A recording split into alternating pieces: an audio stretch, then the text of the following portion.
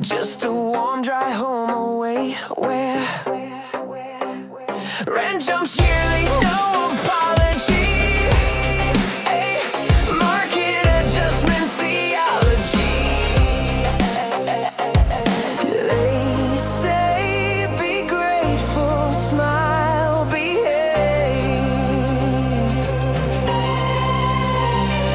While landlords get another tax break,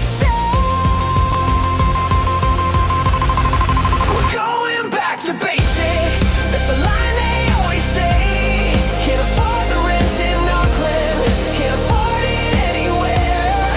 Power bill spikes in winter, insurance doubles overnight, and they call it personal responsibility when the lights won't stay on at night. Insurance says flood zone, sorry mate. Premiums up, blame climate fate. Petrol's to something, pushing 3. Pay to get to work, don't you see? They say competition keeps prices low. Funny, only one power company where I go.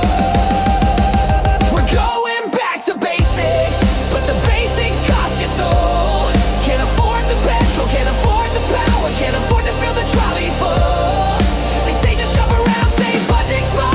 When countdown packets save new world on the card. This isn't living beyond our means, it's living inside a rigged machine. Childcare costs more than the weekly pay. EC fees eat the wage away. Work to pay someone else to raise your kid. Tell me what part of this is choice exactly? A breakthrough high, power too high, fuel too high. Childcare, you're dreaming. They say infrastructure takes some time. Say trust the process, say you'll be fine. Say tighten belts, say don't complain, while MPs get theirs indexed for pain. We're going back to basics, that's a slogan on repeat. Can't afford to be sick, can't afford a week off heat.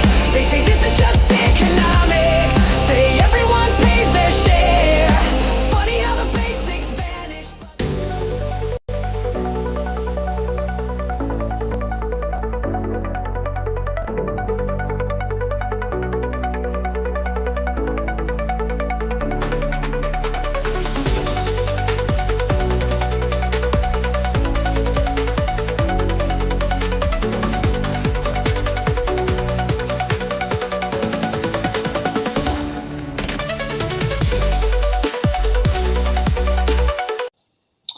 And good evening and welcome to tonight's Autopaper podcast where our panelists has literally just got into the seat.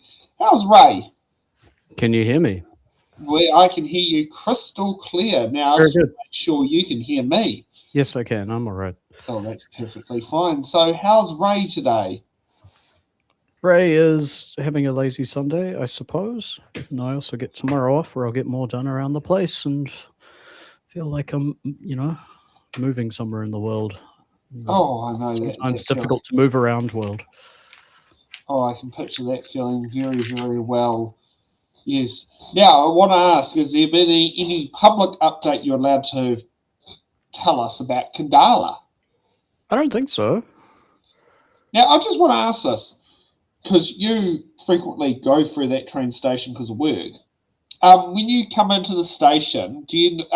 Because I read somewhere online, I think it was on one of the articles online that when they changed, there was a change done when they upgraded the signalling at Wellington train station. The Yes. signalling going into Kandala changed that when you're heading southbound, you come into the station on the home signal of caution with the departure at a stop, and then the departure changes degree once the train has arrived at the station. That sounds mostly correct. I do believe there were issues with circuitry at the time. And I can't say anything more. Oh, okay, yeah. And also there's people who have sat there and said apparently there's a train stop at that station, but I don't remember Kandala even having a train stop. The only ones on Johnsonville line is the two at Wadestown. Yes, much like at Wadestown, but that was a recent addition, possibly at the last Christmas block of line. I don't recall exactly. It still feels new to me when I go past it. Oh yeah. It's all right. You can always give the fun part of what happens up at Plympton as well. I mean, that's So always the safety feature on the rail works. Yes, very good. Oh yeah, and it's interesting when you find out where the train stops are. Like, I mean, at Murray, there's a train stop there that not many people actually know, but it's like if you race around that corner too fast, you'll trip that train stop. But if you actually go around the corner at the correct speed, the train stop lowers and the signal goes goes yellow over green. Have there been any more public announcements? Oh no, no, there is. I do know that there has been. There were pictures on the Kandala group. And actually, I have to be honest, it's been fantastic the amount of pictures that you can sit there and see there. So, like, a great way of saying this. This is probably going to be one of the most documented train disasters that we've ever had in Wellington. Like, Well, it is still replaced by bus on the line. They last I read, they were hoping for works and safety checks to be completed by today. So maybe it does say Monday 8th to Monday 15th bus is replaced. yeah, which is tomorrow. Yeah, so rail service. So yeah, they had to also move all the electrification wires off the tracks to get the crane out the train. So that's one of the pictures from the Station Road exit. That's the main unit, the southern end that is being towed out on a long loader to Hutt Workshop via the Narrawonga Gorge. No, not Narrawonga Gorge, the Hayward's Hill, because Narrawonga Gorge is too steep. That's it being lifted onto that truck. So, I mean, yeah, a fair bit of shit has happened in poor little Kandala. I mean, you know, I don't think Kandala's had this much drama since I don't know when it last happened. But, yeah, it's quite intriguing, just like the whole thing that's gone through there. Yeah, it's quite amazing, you know. But it's quite amazing the amount of pictures that are actually on there that are available. And you can also see other people have their little things like this is another picture during the day where a shunting loco came up the line. So probably the first time there's been a diesel on the Johnsonville line in some time. Sat there and pulled out the tail end of it.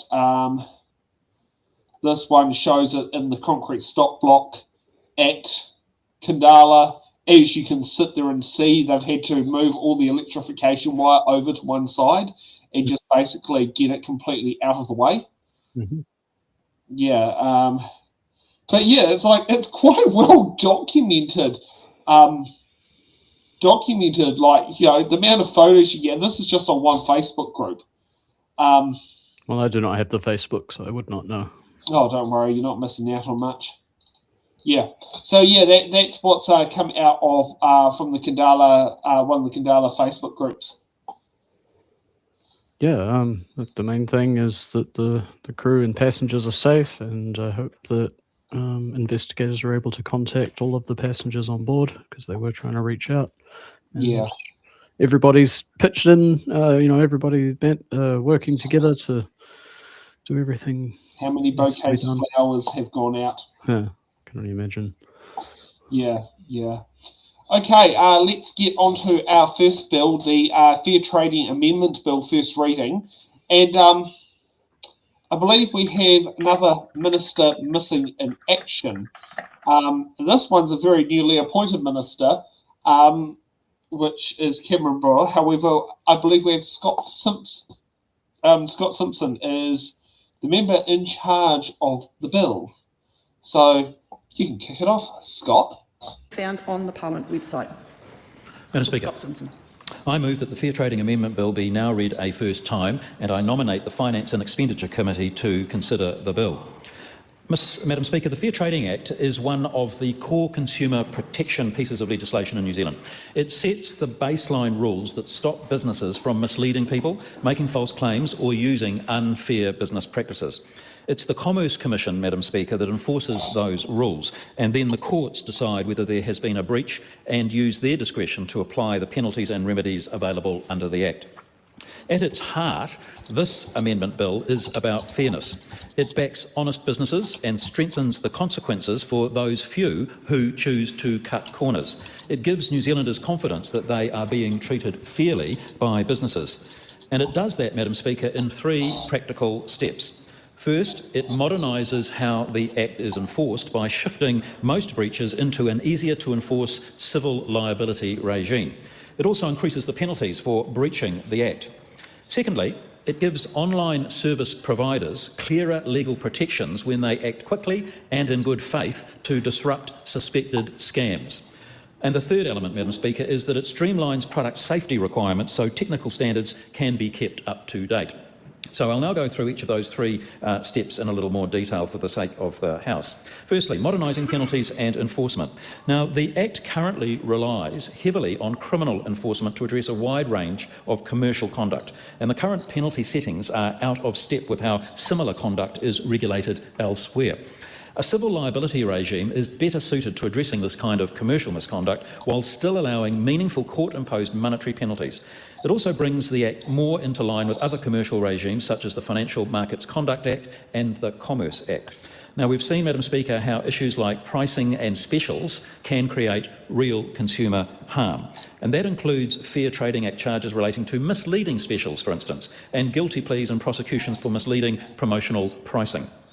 This bill shifts most breaches from a criminal enforcement model to a civil liability regime, and that means that the rules about what businesses must do and must not do stay the same. Criminal offences remain, however, for a limited set of very serious conduct issues. These include serious product safety offending and behaviour that obstructs the regulator. On top of shifting most breaches into a civil liability regime, the bill also lifts the maximum penalties for both civil and criminal offences, and it does so in a tiered way so the consequences better match the seriousness and scale of the conduct.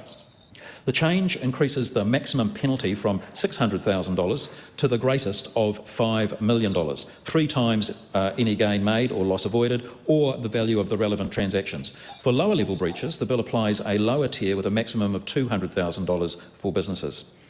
So these changes, when taken together, intend to ensure that businesses are less likely to treat breaching the Act as a cost of doing business, while keeping the criminal law for truly serious, deliberate conduct.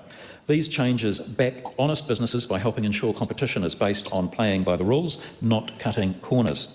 The second step that I want to spend a little bit of time talking about, Madam Speaker, is about enabling the proactive scam disruption component of the legislation. We all know that scams cause very significant harm in New Zealand. Payments New Zealand has reported losses of over $200 million for the 2025 financial year. Now, to help protect New Zealanders from scams, the government and consumer groups and industries, including online service providers, have joined together to form the New Zealand Anti-Scam Alliance. One of the Alliance initiatives is Safe Harbour for online service providers.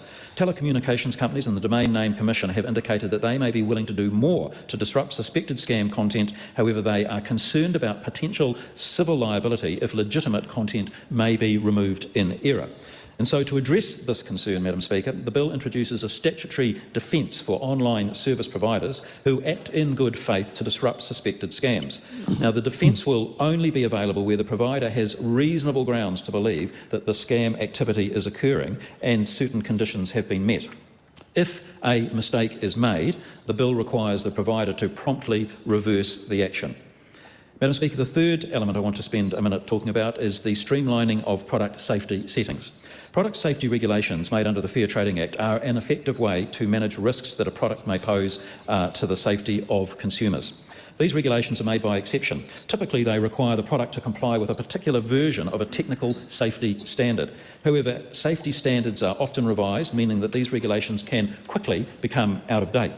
Some product safety standards referenced in regulations can lag behind updated international versions. For example, the Product Safety Standards Pedal Bicycles regulation of 2000 still point to a superseded 1998 standard, and that kind of lag can lead to New Zealand businesses trying to navigate older legal references while the rest of the world pedals on. To address this, the bill delegates more technical matters to MB. Following consultation, Cabinet will continue to decide whether product safety regulations should be put in place, while MB will have the authority to issue product safety notices that reference the relevant technical standards. Regulations would continue to set which products are regulated, but could authorise MB to specify or update the applicable versions of technical standards. This additional flexibility better ensures that the rules can keep pace with improvements to safety standards while reducing unnecessary compliance costs for business and for maintaining safety.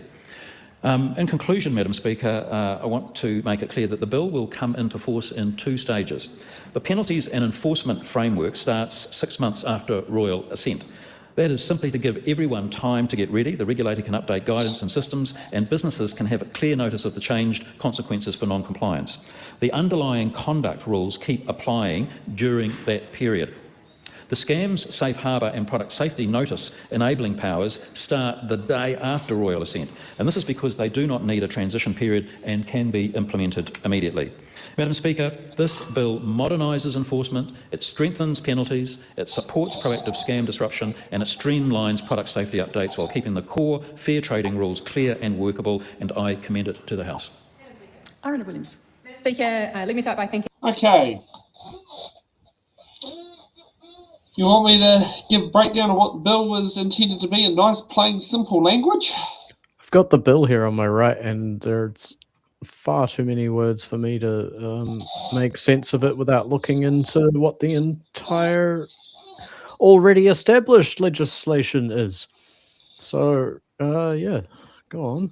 Okay, so the Fair What can- Trading Amendment Bill is meant to, it is to amend the Fair Trading Act of 1986 to modernise consumer protection enforcement. Main goal, keep the law efficient as business practice in the digital market evolves, increase penalty for unfair trading conduct, improve enforcement powers and remedy, enable proactive scam disruption, and modernise product safety regulation. Major reforms include shifting from criminal to civil enforcement. Many breaches of the Act move from a mainly criminal regime to a civil liability regime. Serious misconduct remains criminally, including pyramid selling schemes.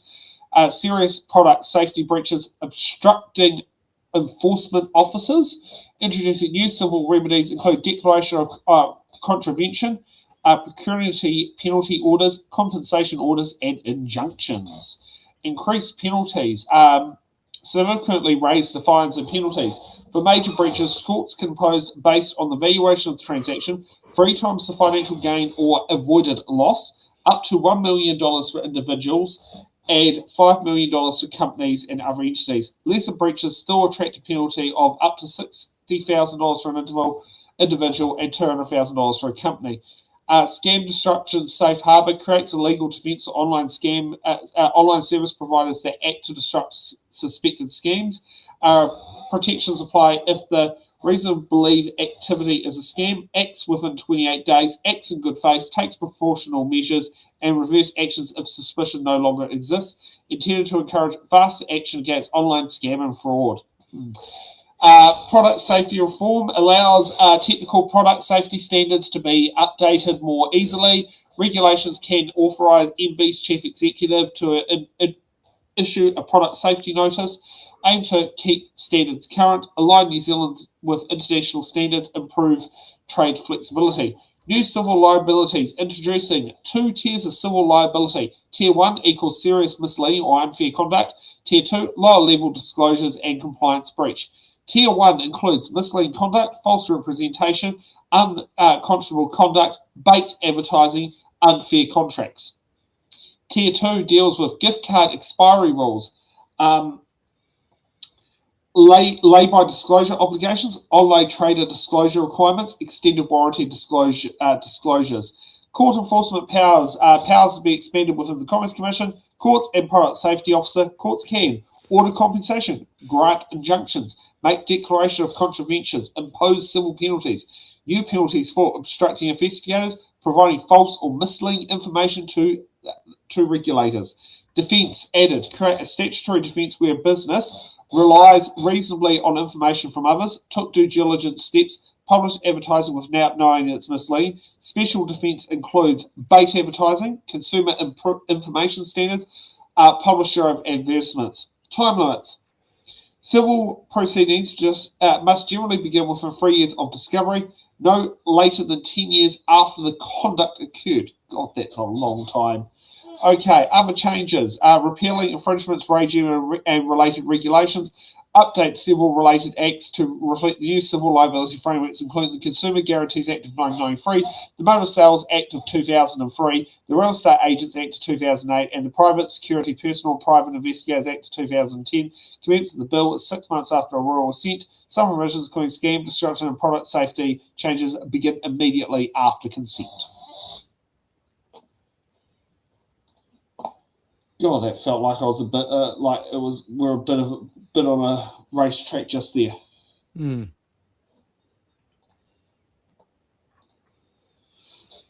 So, what do you gather from that? It makes sense. Can you give me an example of civil liability rather than criminal law? Criminal law, likely to go to prison. Civil law, likely to sit there and have to fork out cash. Civil law can proceed after the person is dead. Criminal law immediately stops upon the person's death. If we want to look at an international example, Donald Trump, civilly liable for rape. Not criminally liable with E. Jean Carroll. But, I mean, that's not related to the Fair Trading Amendment Bill in New Zealand. But it's an example that everyone will know about.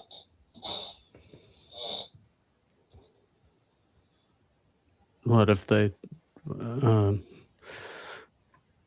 it just makes me think, that any citizen that punishes you will be let off the hook criminally. That's kind of where my mind goes with it. I know it's civil disputes are, they stay, they hopefully stay out of court kind of thing. Or civil disputes go down a different path of the court. They can also go to the disputes tribunal. The burden of proof is probable cause, not beyond a reasonable doubt. So that is the different parts that come from civil liability. Criminal liability is beyond a reasonable doubt. So those are differences that come in there. So it's probable cause. So likely if you probably did it, you can probably civilly made responsible, but may not be criminally made responsible because it didn't meet that burden beyond a reasonable doubt. Yeah, that makes sense. Yeah, I wasn't expecting this to be covering scam prevention, but that makes sense. Especially with the number of people who sit there and do Facebook scams out there, this would sit down there and actually, possibly could lead to them being prosecuted. Prosecuted either, civilly or potentially criminally. I mean, depending on the scale of it. I mean, it's not dealt with through the police. It's dealt with through the Commerce Commission, which typically deals with more civil matters. Because, I mean, misleading advertising is no longer once at the warehouse offering 50% off when it really is only 25% off or something like that.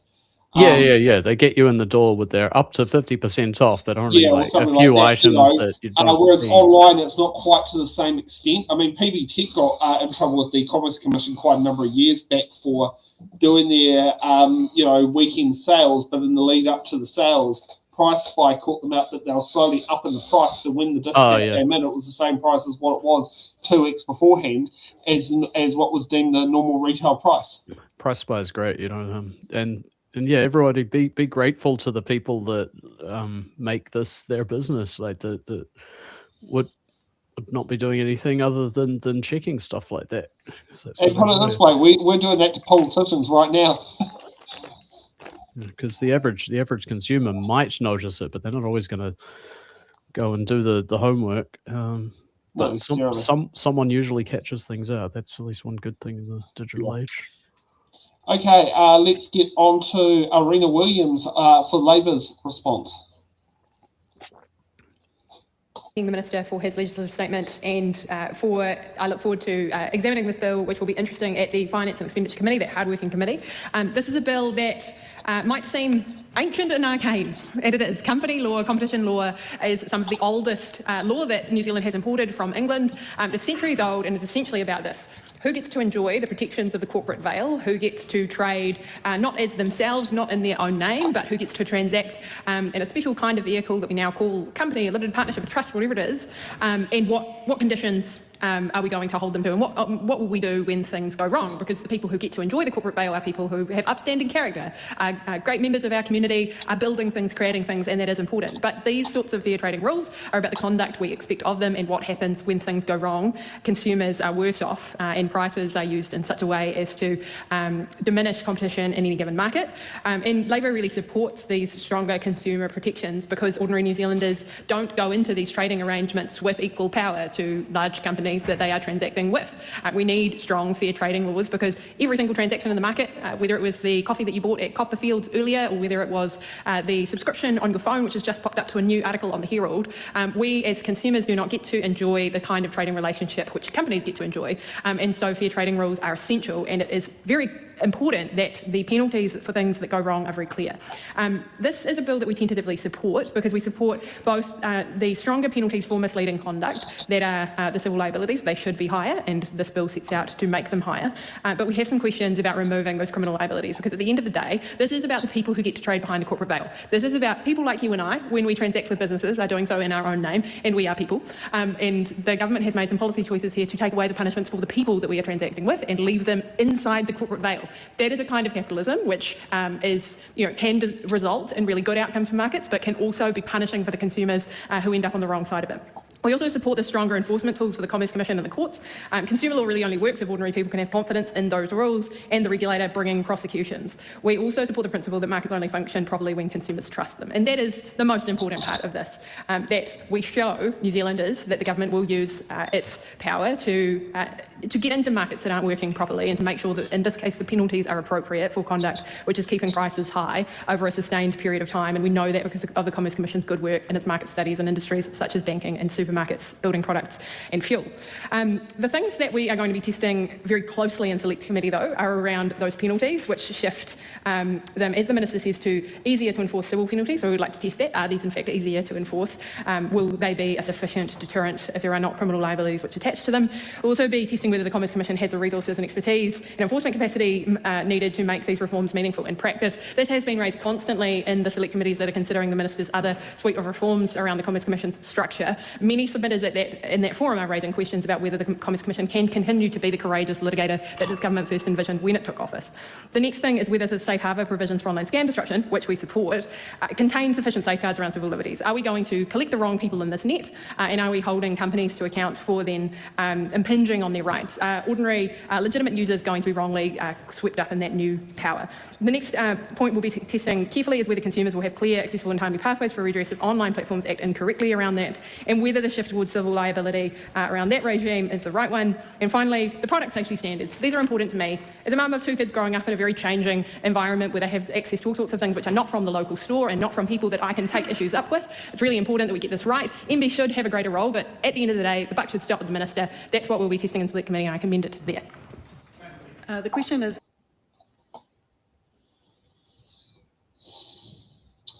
Oh, that's going to be interesting with the saying, the buck stops with the Minister.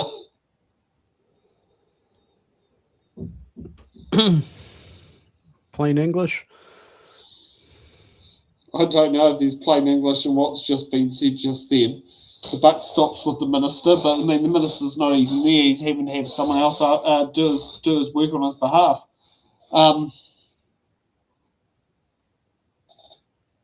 Yeah, I'm not sure what else can be added from that apart from, by the sounds of it, going to sit there and like it. Now, the interesting part is, hasn't been able to see much as, but now, you've probably seen the website Scammer Payback.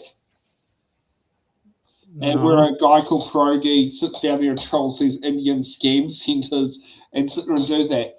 I wonder, under a legal New Zealand context, would that person be legally allowed to do what's doing in there? I'm not sure. Yeah. Okay, let's move on to Ricardo Mendes March and see what's coming up from the Greens. that the motion be agreed to. Call Ricardo Menendez March. Thank you, Madam Speaker. The Green Party is supporting the Fair Trading Amendment Bill, and we acknowledge the Minister's legislative statement as well.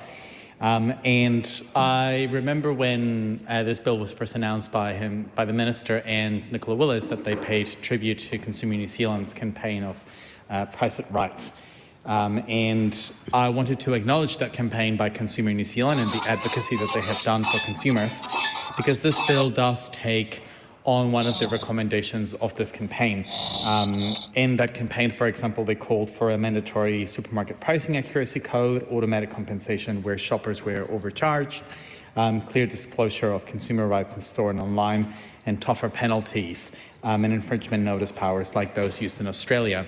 And it is that last one in particular that this bill is taking on. It is obviously not the only thing that this bill is doing, but it is carrying on that recommendation.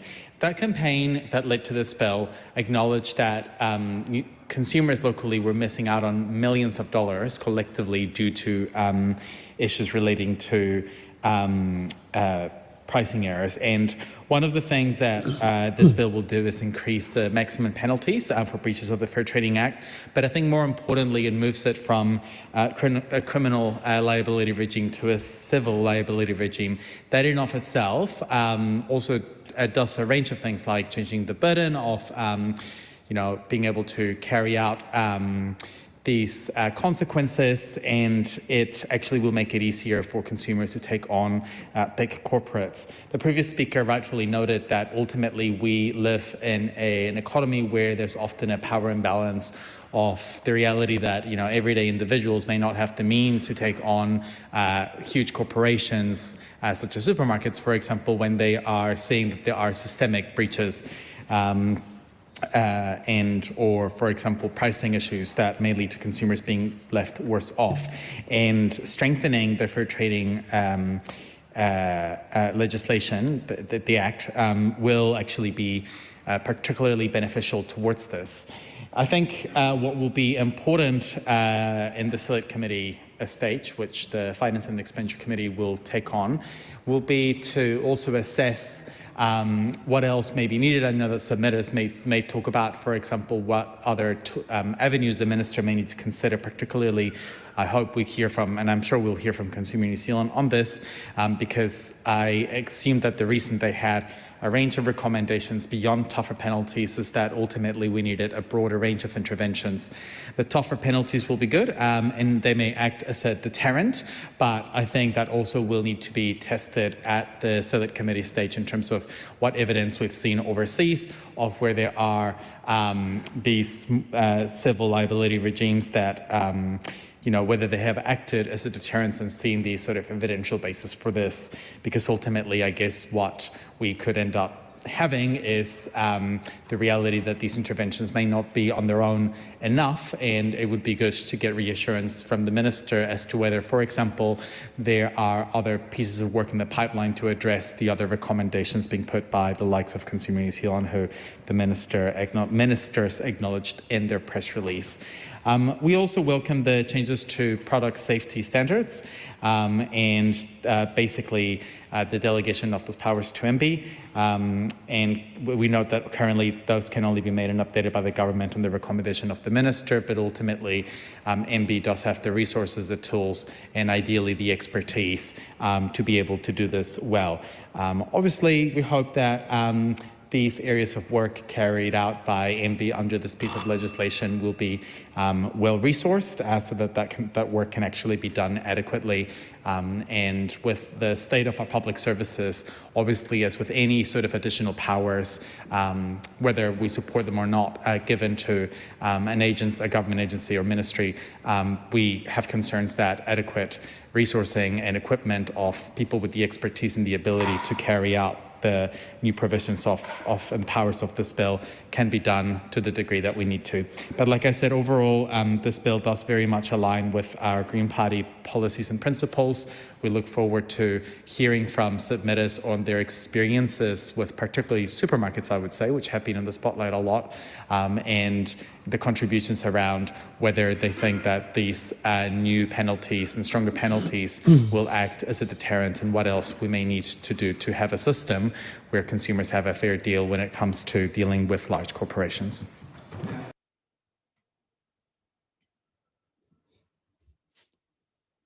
Oh, I lost the audio.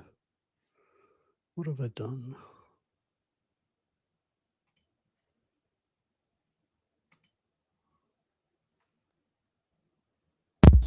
Oh, Mike Were you decided to mute? change my audio source again. That happens. Sorry, yeah. So no, it decided to change me to XSplit Broadcaster instead of the webcam's microphone, which it's it's been doing that a lot lately. Yeah. So your 2 cents worth. Who was MB? Was it Mike Bravo or November Bravo? I didn't understand who he was referring to. MB is Ministry of Business and Innovation. Okay. No, I like that they support it and the way they support it. They hadn't mentioned what. Sorry, that was Labour speaking before. She said that it's like in some ways will protect the corporate entity more than the consumer. But It's not meant to protect the No, looking- the intention is not to protect the corporate entity, but yes, the Yeah. way the current law is balanced, that it can come across that way, and I do know there's some people out there who hate the fact that limited liability companies exist, because it does kind of like protect the transaction. I recently went for a dispute where the person was sending me threatening emails stating that I was misusing my limited liability company. Yeah. But completely misunderstood what was happening. It was like made an assumption that is opposite to what is correct, and he decided the wrong assumption was right, and then proceeded to harass based on the wrong assumption. Yeah. And yeah, so I mean, that's kind of like confirmation bias. We expect people to do that, and then we think we see what we see. yeah. And we want to have it happen. Like, I mean, in the same thing happened in the. I got threatened to be audited by the IRT, and it's just like, great, get them to waste $5,000 auditing my business. What are you going to sit there and do? Tell them a bunch of lies that to sit down there and get that audit? Because IRD don't like sitting down there auditing people for people's personal vendetta and grudges. Suspicion, yeah. Sure. Yeah, they've got better things to do with their time, such as like chasing tax evasion. Yeah. Overall, looking over the bill, it appears to be made in good faith, of course. I think the intention of it is to be in good faith, but I can understand it as someone who's probably, as you say, probably not quite as conversed in what the legislation is on that one. I can see that. I think the intention is right, but the execution. It'll be interesting to see just how this all pans out. Yeah. Okay, let's get on to MP Todd Stevenson. Just a moment while Todd Stevenson. Madam Speaker, look, I rise on behalf of ACT to speak on the Fair Trading Amendment Bill. It looks like this bill is getting support across the House to get to the Select Committee, so that's very, very positive. As the Minister's already outlined, this is going to update the Fair Trading Act of 1986. It's a wee while ago, 1986. And it's really got 3 areas that it's going to focus on. As we've already heard from previous speakers, there's some reforms around penalties, some reform around penalty and enforcement, upping some of the penalties. We've got this safe harbour provision, particularly around scam prevention. I think that's very, very important in this modern age.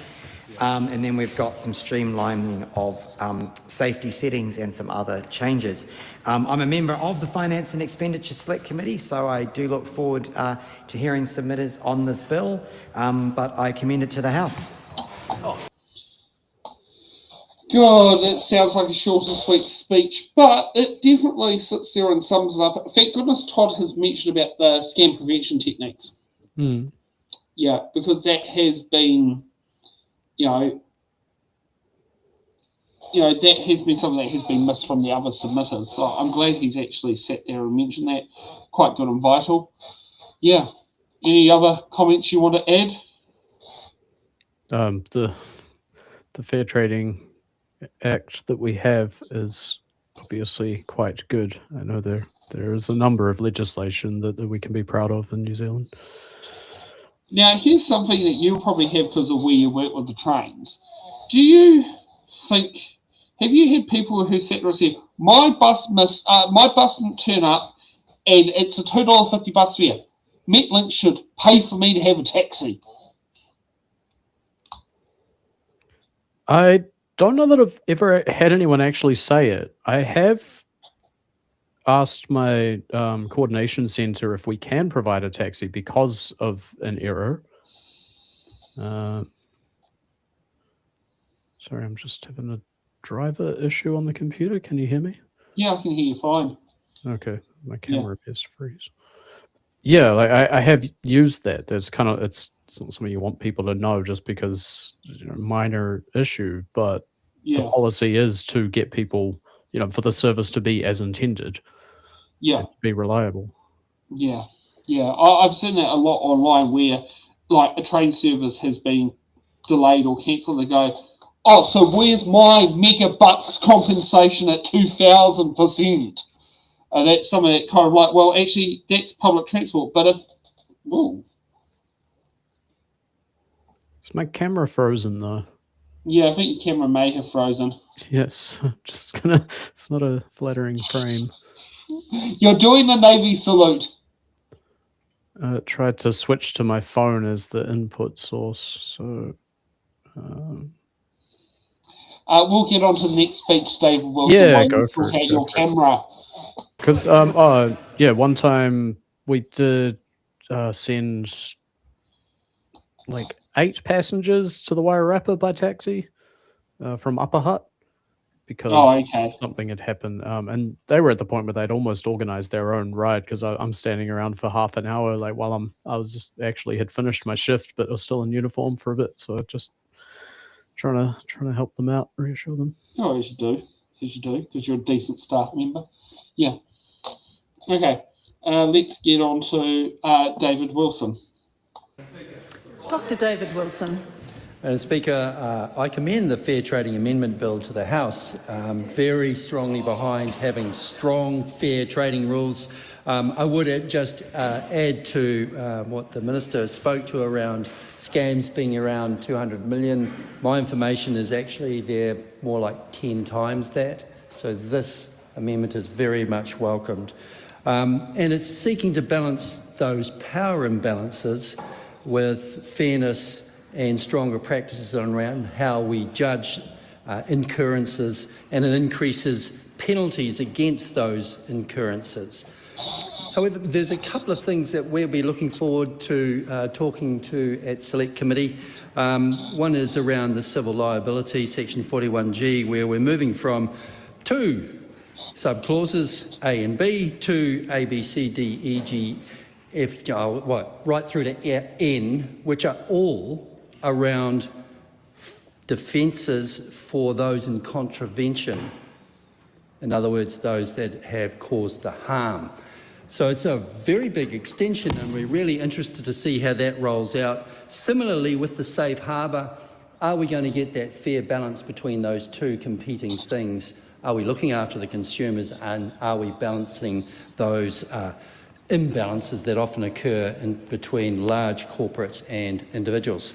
Madam Speaker, we commend the direction on the tin to prohibit misleading and deceptive conduct.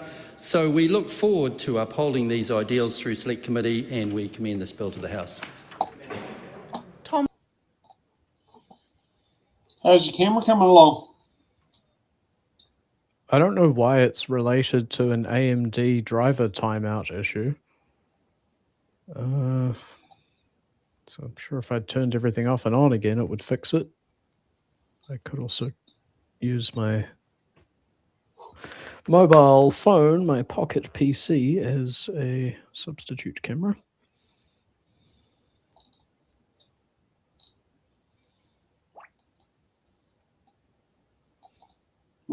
Sorry, I've just got to. Yeah, no, I've spelt correctly. No, someone just posted on one of my memes. So this is a meme. While we're having Ray taking his time to actually sit down there and work out his camera, I posted this on. So Nicola Willis did a press conference earlier today, and she mentioned the fact that Labor's $20 fair cap policy is not needed for the wealthy people of Martinborough who catch the train into Wellington. Well, Martinborough, unfortunately, never ended up getting its railway station. It was quite a promise that even Prime Minister Joseph Ward, I think it was Joseph Ward, might have been a bit earlier, promised to sit there and have it be built. But unfortunately, the 1953 national government scarpered the line being built by closing the Greyhound branch line, which ended up being the proposed route to be going off there. So we have a picture here of Nicola Willis and Martinborough asking the Mayor of South Wairarapa District Council, Dane Franwild, famous for the member in charge of the Homosexual Law Reform Bill, "Hey Fran, where is the Martinborough train station?" And Fran goes, "We don't have one." Because probably Nicola Willis probably wouldn't actually sit there and realise no railway line actually goes to Martinborough. Now, they do have a bus service, and you do have to transfer. And fair capping will be quite great for that particular sort of thing.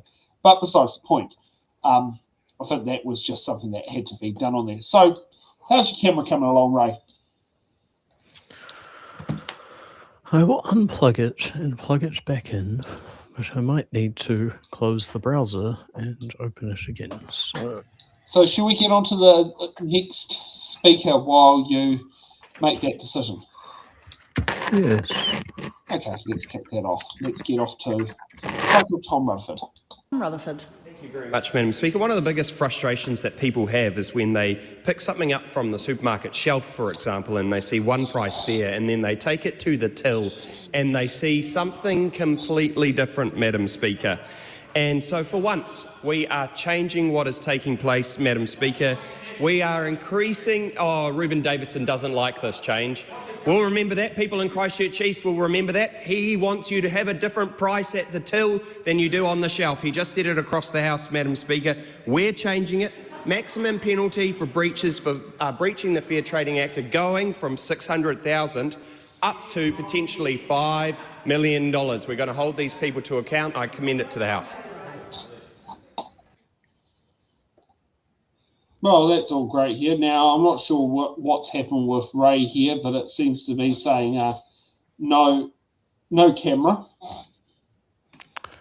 No camera. So, while we're having the lovely voice of Mr. Ray Ching, we'll have to pretend what you're looking and what your facial expressions are. What do you rate about Tom Rutherford's what the fuck? I don't know. He sounds in support. I am a little distracted. I'll be right back. We'll just see what's actually happening in the House here. Sorry.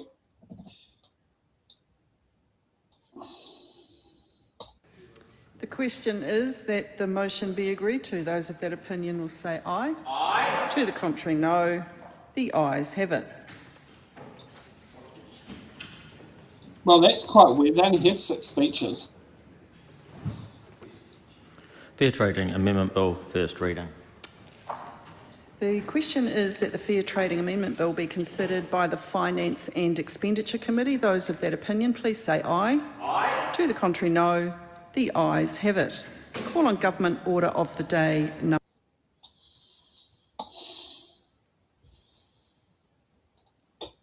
So while we're waiting for Ray to come back, it's quite interesting that actually, because Ray's technically not in the stream at the moment. He's been rebooted. It's always a lot of fun. He always has a lot of fun with his cameras when he's on here. I'm not sure if you can hear what's being said on there, but yeah, sometimes a camera likes to, his one seems to like to work very well and then decides to spit the dummy.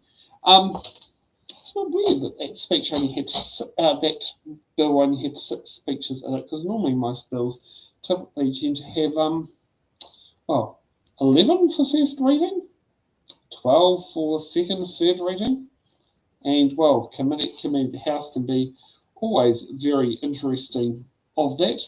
And yeah, you are quite right there, Jason. That was quick. That was so unexpected. And I mean, I'd love to hear what Ray's got to actually say on that, but I'm not sure whether we continue waiting for Ray or where we move on. He hasn't run me, so that's definitely probably telling me something. He's probably rebooting his whole computer, knowing what's happened, because from what he's described, like his computer's just like spat out a driver that just doesn't make sense. So, you know, and these annoying things do happen from time to time with computers. So let's move on to another bill. This one is the Taxation Measures, Budget Measures Bill number 3. And we'll kick off with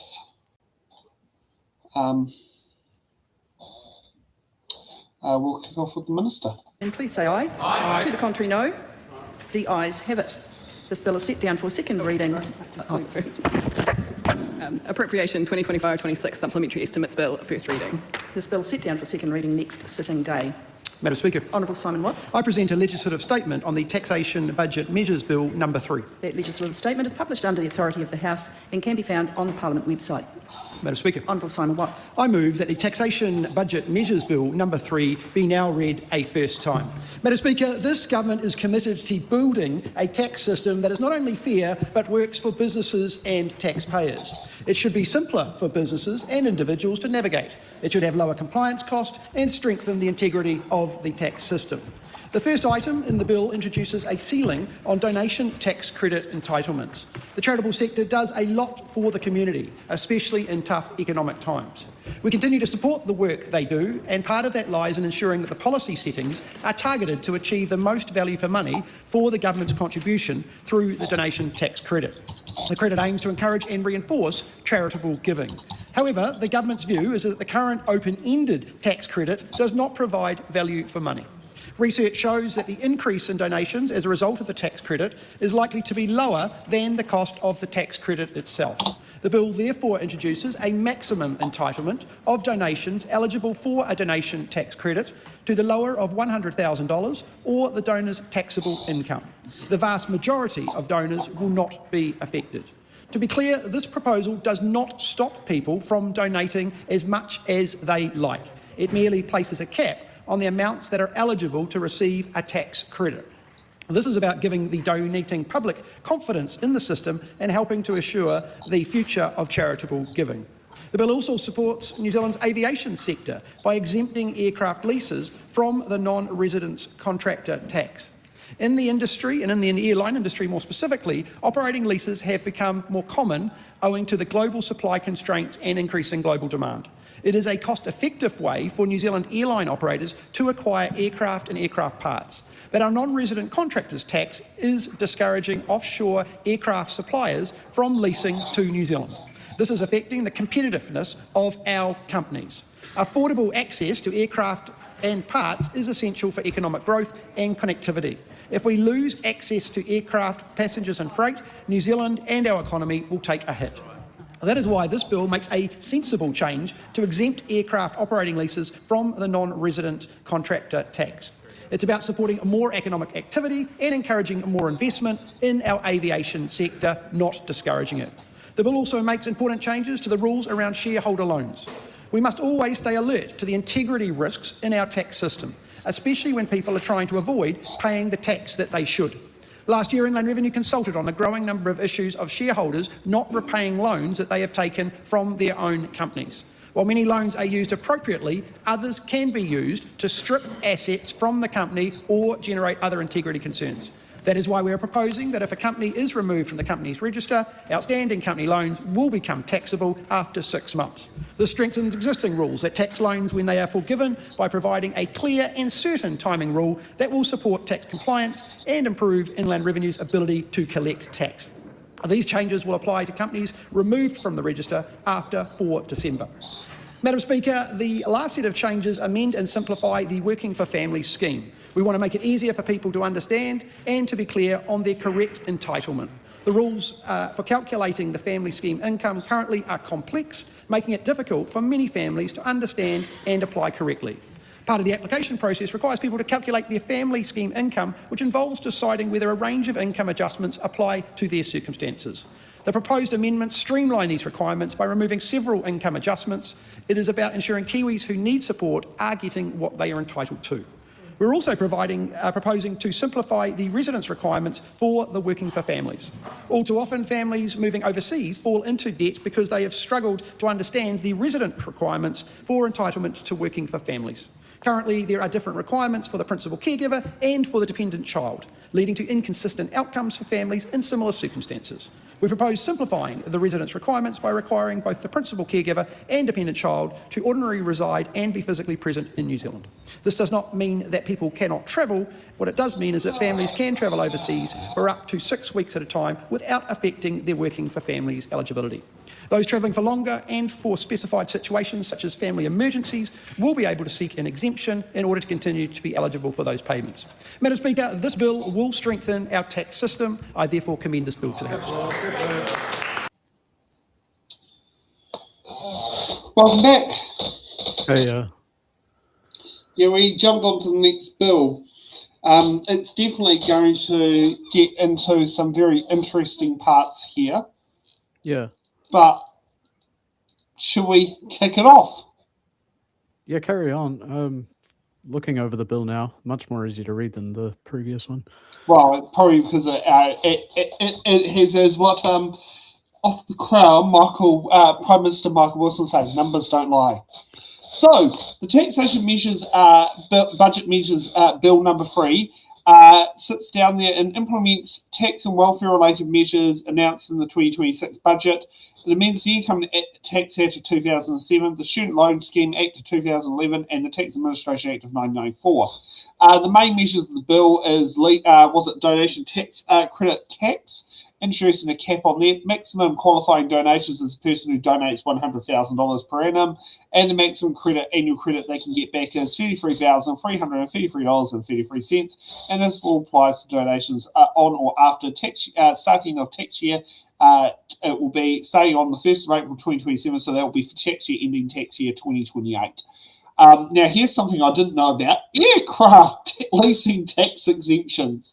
So you learn something new every day.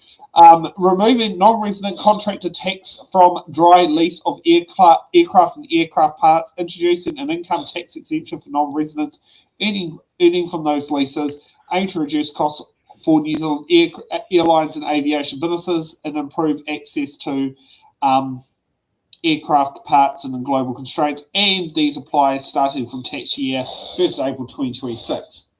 Now, here's something that, and this is actually a very good thing to do. We don't quite have this such as a big problem in New Zealand, but this is a big problem overseas. So it is shareholder loans. So it's commonly known for a rich bastard, and I would sit there and do that, such as Elon Musk, to borrow money instead of paying out a dividend to avoid income tax. And what they do it is in the form of a shareholder loan. So they go, and this is one way how the rich bypass the tax system. And I'm actually glad that, the National Party's tightening up. Now, it isn't quite as gnarly as it needs to be, but it's tightening up the rules around shareholder loans when companies are removed from the company's registrar. So that is usually when you have not filed your annual return and you have gone out of business. If a shareholder director still owes money to a removed company, the loan is treated as discharged 6 months after deregistration. This triggers tax consequences under the financial arrangement rules and applies to companies removed from the tax register on or after the 4th of December 2025, which would also account to approximately when that would come in from the budget. So if you currently owe your business $100,000 in loans and you sit down and you get struck off the company's office, you'll be having to pay tax on that $100,000 to be treated as income. Okay, let's get to working for families. So it simplifies and changes of the working for families, removes several low-risk or outdated adjustments for working for families calculator, removal inclusions of some overseas and pensions, certain exempt salary and wages, some retirement scheme adjustments, and main income equalisation adjustments, increase the minimums threshold, raise the other payment threshold from $5,000 to $8,000, and order in council flexibility, allow some families' income adjustments to be activated by order in council, give the government flexibility to apply certain adjustments year by year. Residency, presence, and rules for working for families. And this is actually quite good, especially when the rules aren't quite in line with when the child and the parent are in the same category. Replace older residency test with a stronger physical presence requirement in New Zealand. Requires principal caregiver ordinarily reside in New Zealand and child ordinarily to reside in New Zealand, which that makes sense. Both are physically present in New Zealand during the entitlement period. Transitional residents and some temporary visa holders are excluded.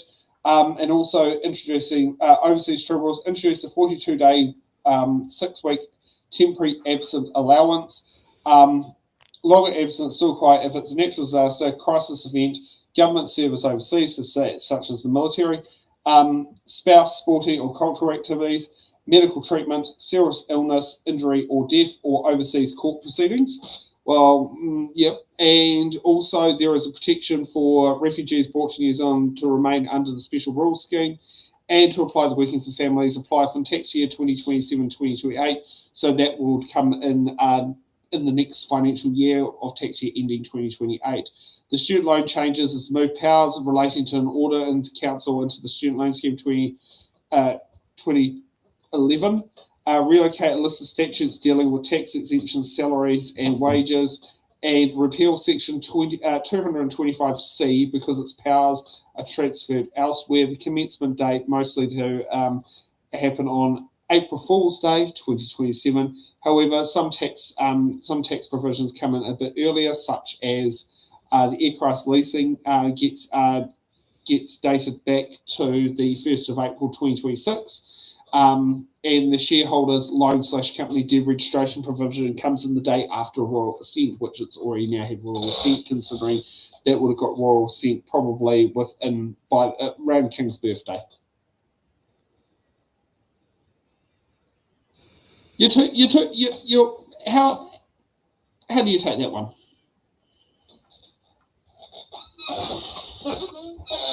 Well thought out and complicated. It is tax law. I mean, you can't expect miracles out of tax laws.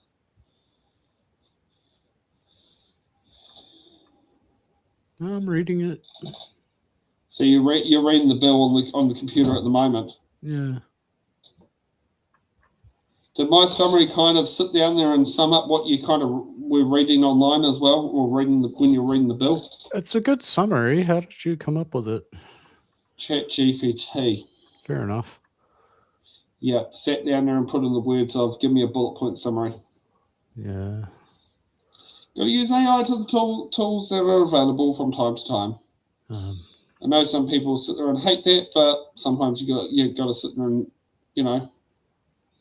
these tools have a purpose and they pay themselves off at times for doing certain things.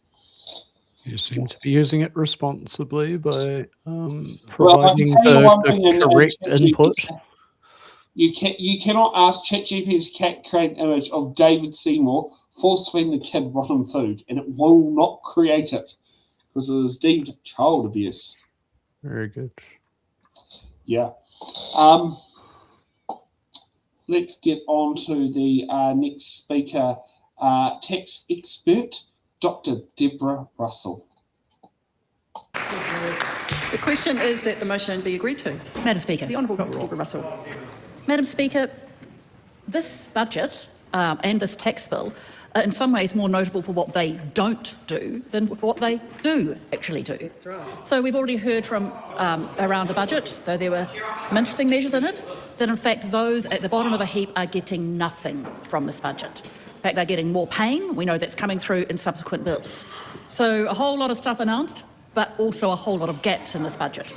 And actually that's the same in an odd way with this tax bill. Now, the government announced a whole suite of tax measures today. It announced a whole set of changes around charities, around and not-for-profits, and that is sitting in today's tax bill. It announced some work on non-resident contractors' tax exemption for aircraft leasing, and that's in this tax bill. It announced some work on company loans to shareholders, and that's in this tax bill. It announced some changes to the family scheme income, and that is in this tax bill. But then there was a whole lot of material, a whole lot of things that the government announced that's sitting in the announcements around taxation and the budget announcements that is now sitting on the excellent website that the policy team at the Inland Revenue put together. There were to be some changes to the Foreign Investment Fund rules have been announced, but they're not in this tax bill. There were some changes to the financial arrangement rule to support migrants, but they're not in this tax bill either. There was some work on modernising non-resident contractors tax, not in this tax bill. There's some work been announced on the Research and Development Tax Incentive, not in this tax bill.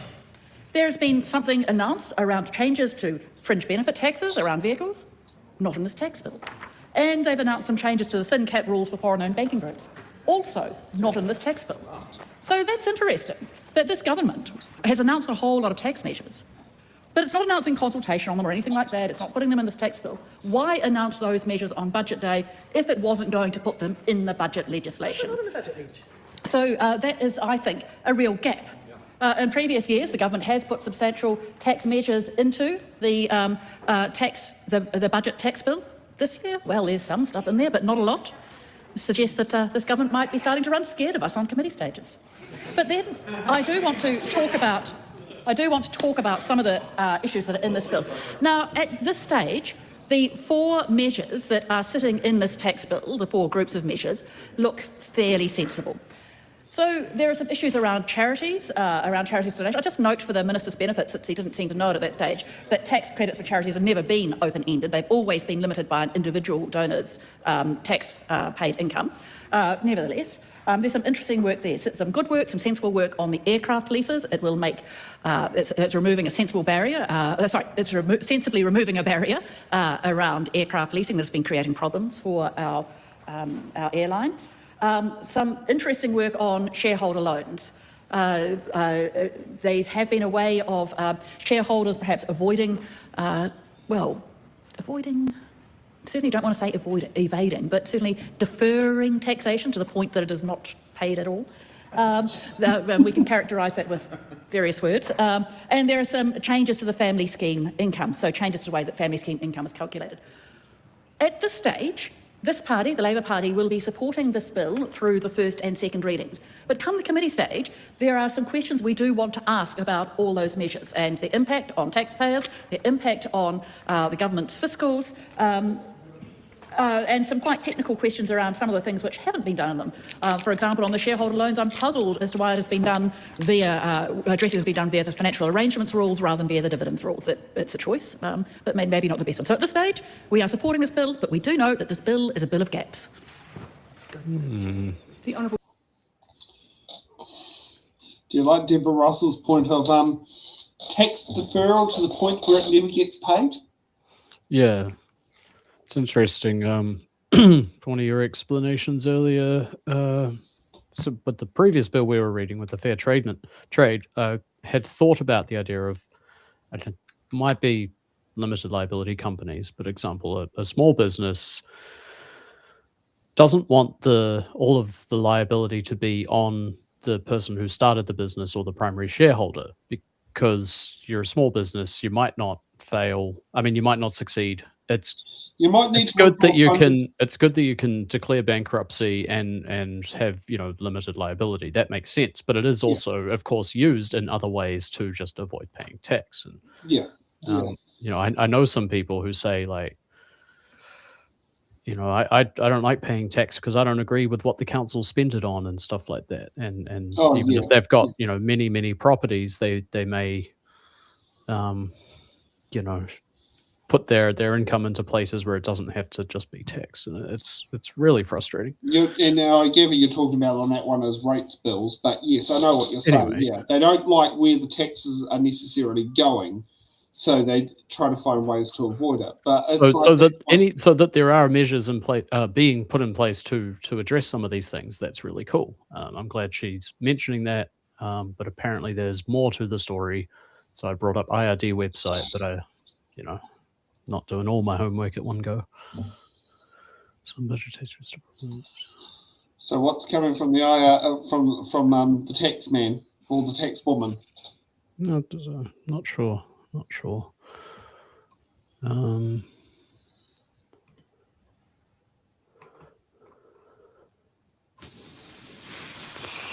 not doing all my homework at once. So I've got a list of things. Budget 2026 information sheets. I think that's what they were referencing. Yep. But then there's also budget website.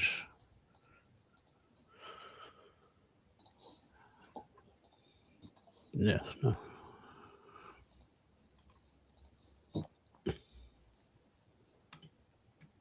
Sorry, team. I was only asked to be a panelist this afternoon, so I'm not. Not done all my homework. Right, yeah, and it was like after like the third person I tried after Frankie let me know at the last minute. Well, no, she shouldn't let me last minute. She let me know on Friday that she ended up double booking herself. Yeah, so it's educational evening for me. I do like the way the previous speaker Oh, Deborah Russell. Oh, she's. I like the way she handled that. Yeah. Oh, she's use of time. she's tax law expert. Because like that's what she taught tax law at Massey University before she became an MP, and she for multiple years stood for the Labour Party in the national safe seat of the Rangitikei electorate. I think that was when she was based in Palmerston North, but I do know that they helicoptered her into New Lynn, where she has made it her new homes ever since. She used to be Auntie Gwen's local MP, and Auntie Gwen's first female local MP. Quite weird to actually say that she was Auntie Gwen's first female local MP after having Rex Mason, then Jonathan Hunt, then David Cunliffe for years. Right. Yeah. Auntie Gwen, when she was alive, lived in the electorate of New Lynn. So yeah, but I mean, you've never met her. You've only met her sister, better known as my grandmother. Right. Yeah.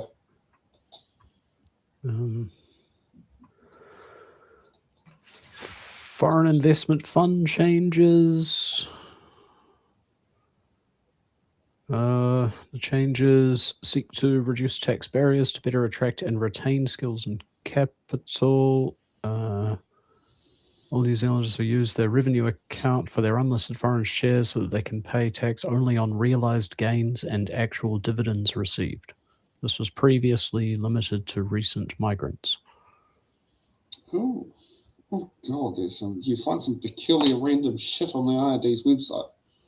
Ensure that founders, active investors, and other key employees could continue to use the attributable FAF income method, even if their stake in the business falls below 10% during business growth. So but this one's actually more pages than the other info sheets. So yeah, I'm not the tax expert, but certainly. No, we'll leave that to Deborah Russell. Okay, let's get on to my local MP, who has to pay taxes to two sovereign governments per annum, being known as the United States and New Zealand, Julianne Genter. Tēnā koe, Madam Speaker. The budget obviously doesn't have a lot to console New Zealanders who are struggling with higher cost of living, fossil fuel crisis, and staring down rising unemployment over the next few years. And we would have liked to see more than that, than what has been announced. And there's certainly much more that we could be doing to help people through these difficult times. This taxation bill has some interesting and very limited changes to the tax system. Overall, they appear at first reading, and we only received this bill in the last hour or so we haven't had much time to get across all of the detail. But at first glance, it appears that the changes are reasonable and marginally positive.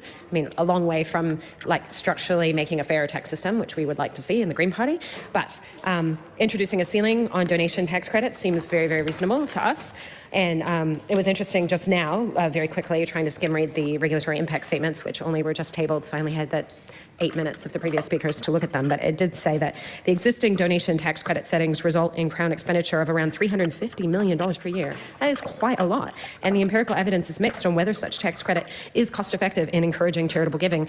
And like personally, in my view, and my family, we participate in charitable giving, but we'd much rather see a lot of the core services that are excellently provided by charities, that should be more directly funded from the Crown and not rely on the whims of those who happen to have enough money. And we're seeing like charitable organizations that do really important work, helping people who are homeless, I think like City Mission, DCM in Wellington, Kibosh. There are heaps and heaps of charitable organizations in Rongotai and Wellington that do amazing work. And they are all struggling because people are struggling with higher cost of living, unemployment, and reduced investment. And that's precisely the time at which those charities need more Crown funding. And I don't think we're going to find that buried in the budget. So, but I do think it's fair enough that we shouldn't be giving people spending that core money. It would be great if there's $350 million that maybe the Crown is going to get back from putting a ceiling on the donation tax credits. It would be great if that was going to charitable organizations, funding them so that they can help the people who are really struggling as a result of the government's policies. I doubt that's going to be a line in the budget. Again, we only just saw the budget recently, so we're still digging through it to understand.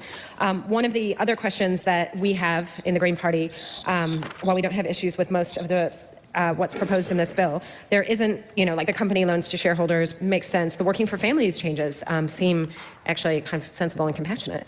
And aircraft leasing, makes sense.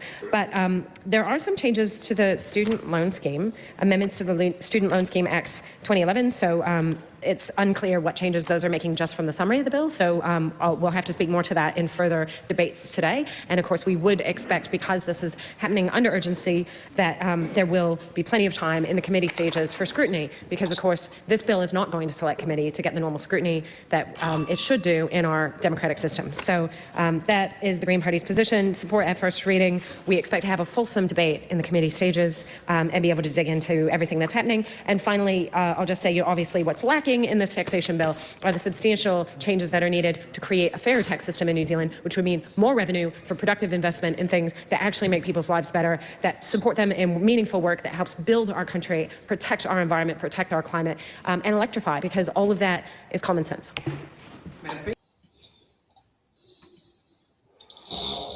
How do you think the performance of my local MP went? Quite good. Very serious. Yeah, it does feel weird hearing Julian say, well, it makes a bit of sense about the aircraft changes in there. Considering a lot of people, when they hear Greens, they think, oh, they're going to be anti-aircraft. But, Julian does actually have her head screwed on, despite many people sit there and struggle to believe with that. And I wonder if it's aircraft leasing is so that so actually let's possibly we have electric aircraft, that sort of stuff potentially come into the country as well, and to also keep those regional links going, because that's something that Julian Genter is very big about, is trying to make sure we keep our regional links alive, because many different parts of New Zealand are car dependent, and she is the transport spokesperson for the Greens. Sure. Yeah. Any other comments? Yeah, when I was browsing the bill to find the changes to student loan, I found it difficult to see what the actual change was, but I'm also trying to even focus on the ChatGPT screen. couldn't even find it. Okay. Yeah, no, it's like, I think it's just an amendment to a section. Yeah. Because that actually affects you, because you've got a student loan. No, that paid off. Gosh, when did I finish that? Maybe July last year, actually, or I don't recall anymore. But I've been free of all my tax for a little while, and now I'm paying 10% to KiwiSaver each paycheck. Oh, that's good. That's good. That's a good sign about paying 10% to KiwiSaver. God, heck, gee, you're definitely you're tipping up just as much as what some of the MPs are tipping into KiwiSaver. Oh yeah. Yeah, some of the MPs tip in 10% or 10% by their choice. Yeah, it made sense, but I definitely noticed when you can afford it. Yeah, and in your situation, that actually makes sense, because you were paying 12% in student loans, So you're now not paying that 12% of student loans, so you can easily afford to pay 10. So if you're paying 10% of KiwiSaver, where you were previously paying 12% of student loans, that's not much of a change to your budget because you've been living with that adjusted budget for quite some time. Yeah. I'm certainly making enough to save well, but I've been enjoying making enough to spend well, and just trying to find that new middle ground. I'd love to just eat the cheapest food, but it's that's a different story at the moment anyway. It's pretty damn difficult to sit there and I got to admit, I did splash out recently. I bought a packet of sausages off another storeholder at the market. You got to support. You got to support everyone. Support your fellow market goers. But it was $17 for the packet. Fuck, they were nice. They were, very up there. But $17 for a packet of premium sausages, and I only had 4 in the packet. But they were quite thick sausages, so they weren't, hot dog size. Even though I did actually make them into hot dogs, ironically. But yeah. Okay. No, I mean, yes, like the cost of land is one of the greatest flow-on effects, I think, because working for an hour to buy sort of premium sausages makes sense. Working for a quarter of your week just to pay for your rent seems a bit high. Yeah. Well, and some people it's half, if not more. So yeah. Okay. Let's get on to Todd Stevenson.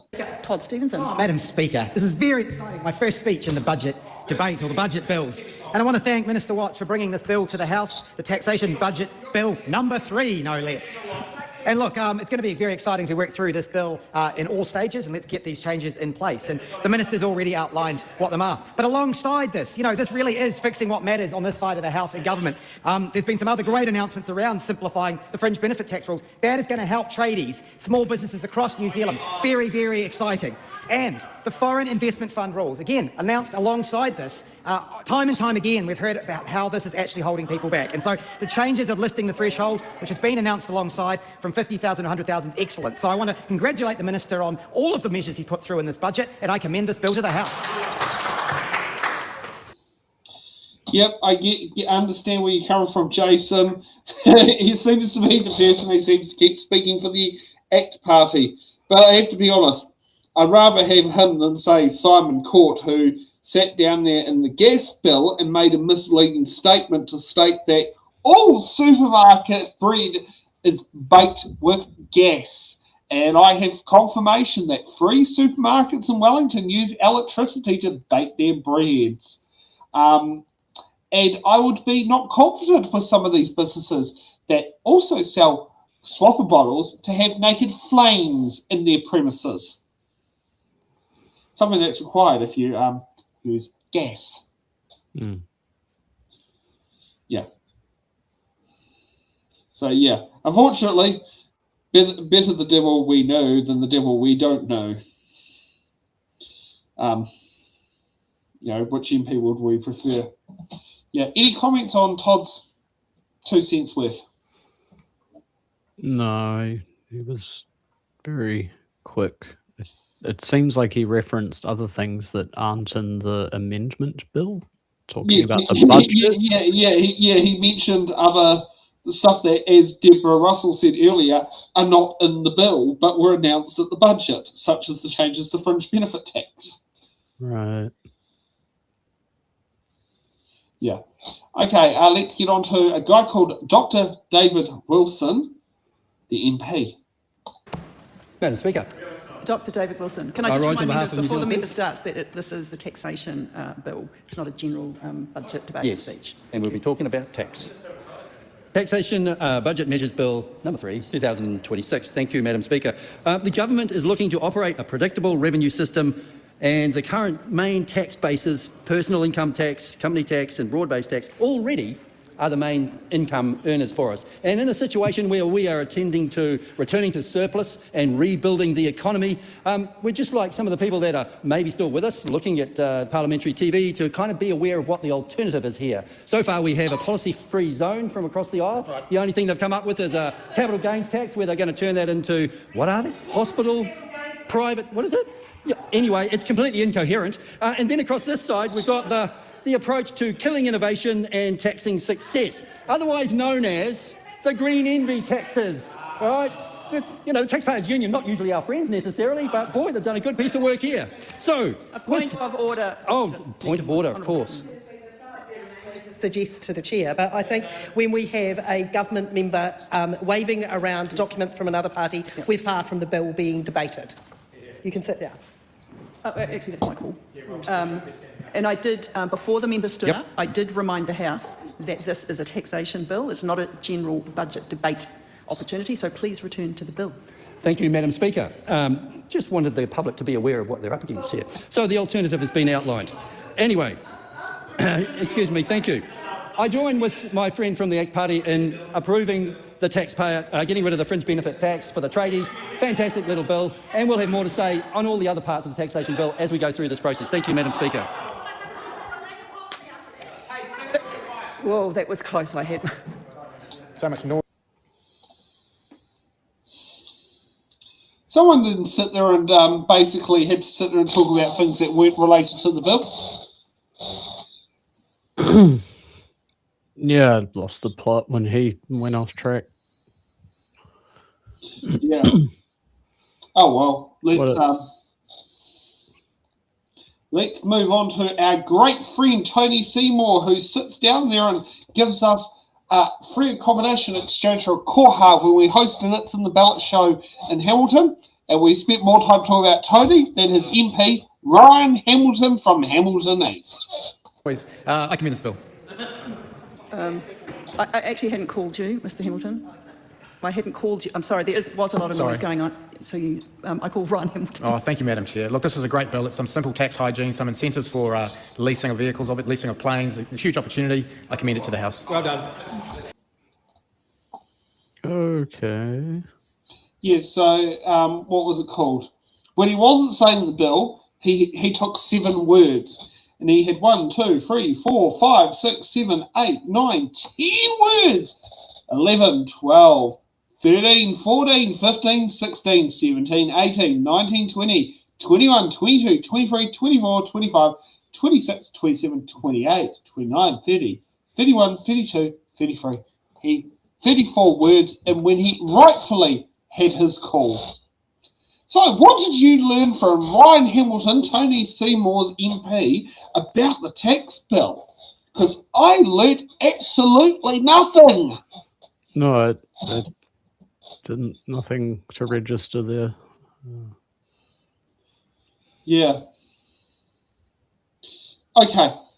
Since we learnt nothing from Ryan Hamilton from Hamilton East, let's go and learn something from a MP called Megan Woods from the electorate of Wigram.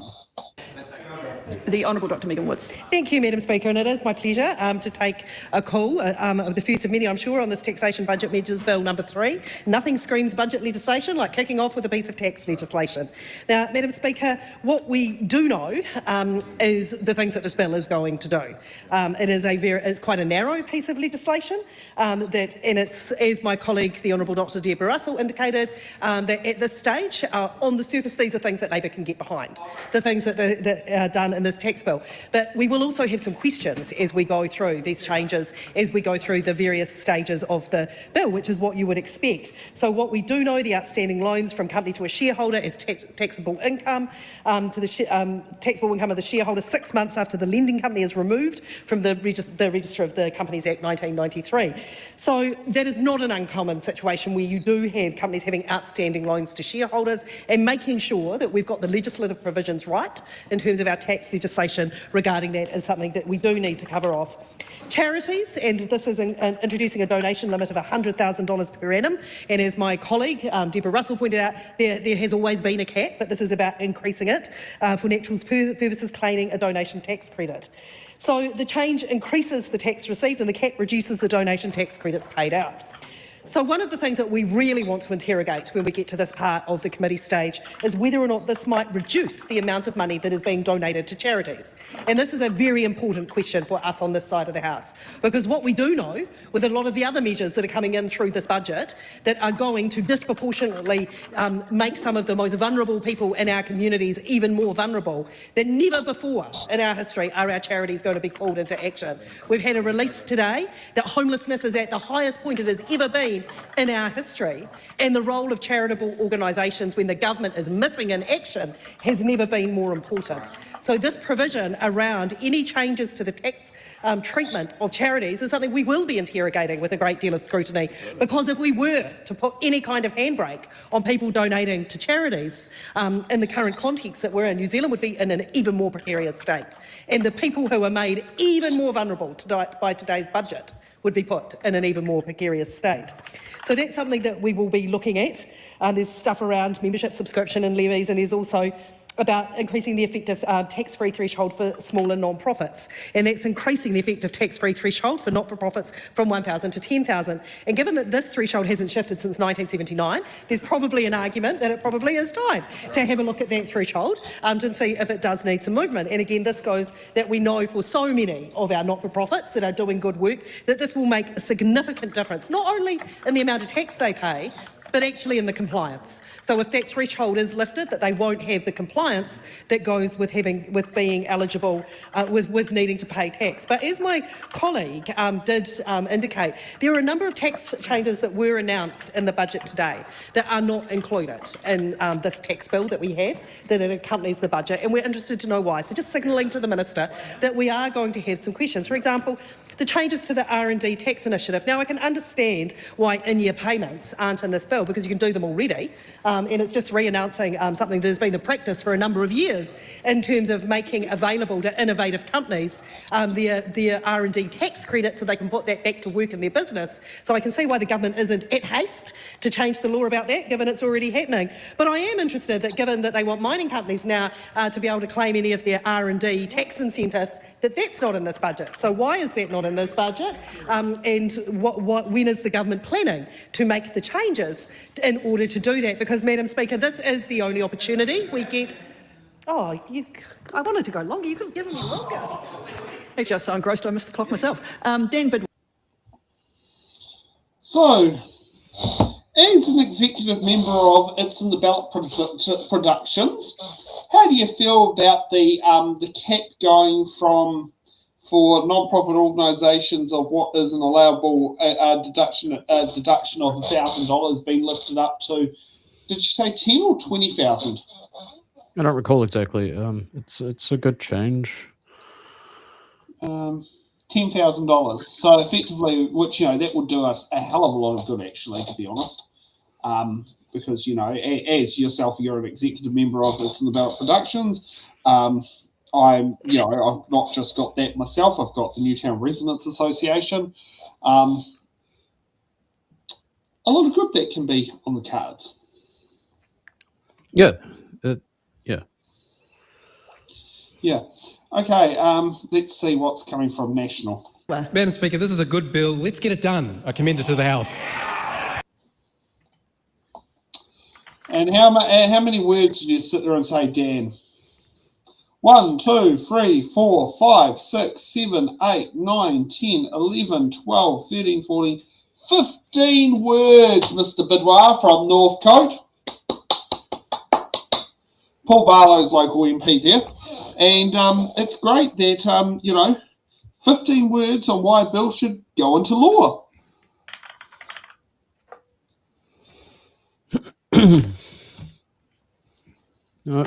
No substance next. Unless you've got a comment. No substance next. I like that.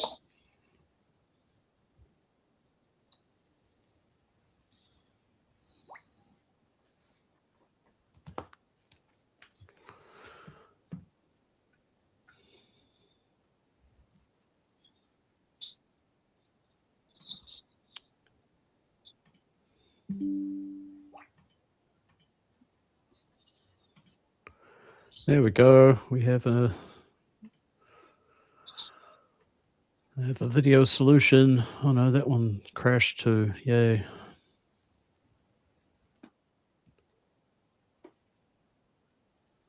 Oh, I think next time.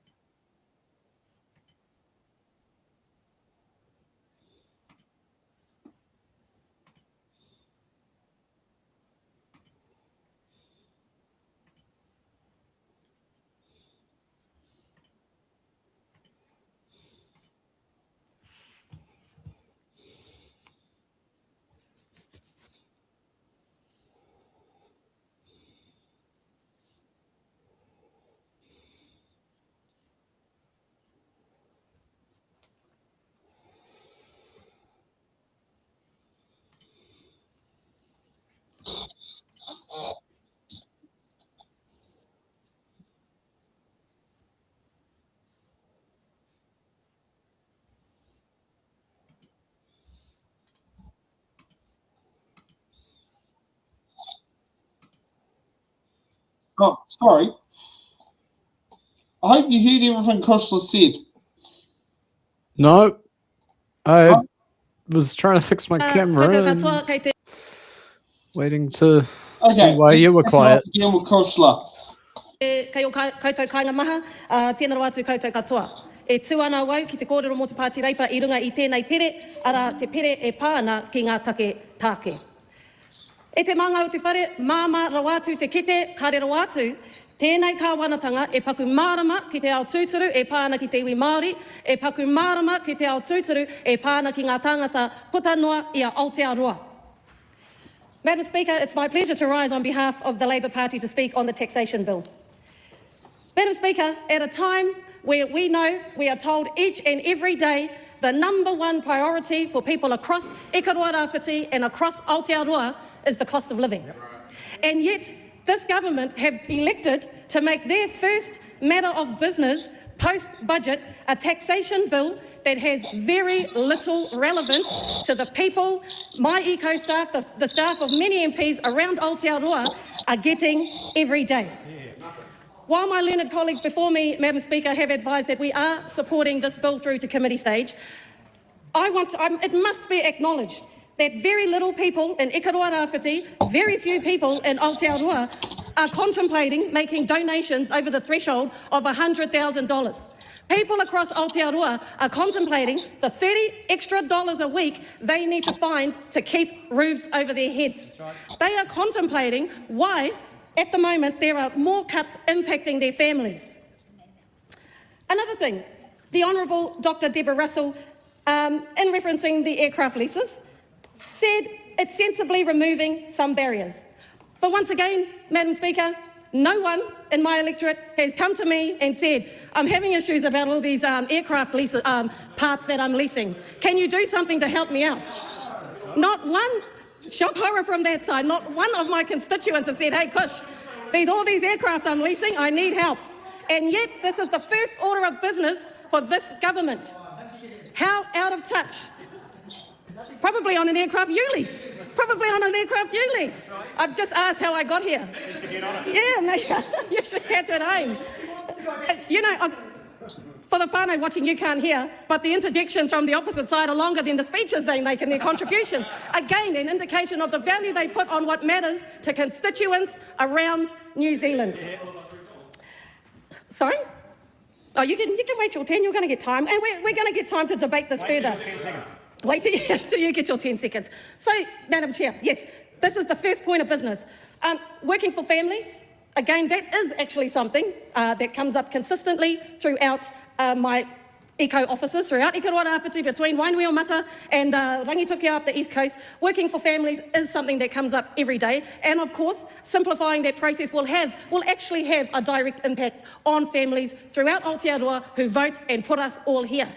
But I must reiterate, Madam Chair, at a time when we've had cuts to kāinga ora, at a time we have had cuts to Māori-specific education initiatives, at a time we've had cuts to Te Puni Kōkiri, cuts to services that directly impact Ikaroa Rāwhiti and communities around Aotearoa, this government are choosing for their first matter of business post an underwhelming budget to discuss a taxation bill that will have very little real impact on the lives of the majority of Aotearoa. So while we do support this bill through the committee stage, Madam Speaker, I must make those points. Tēnā koe. So while we've got Faceless Ray here, how did you find Kushler's speech after we were able to, after I actually put it in the right section of the page? Mildly inspirational. What about you? Going good. I mean, Kushler is Stacey's local MP. I see.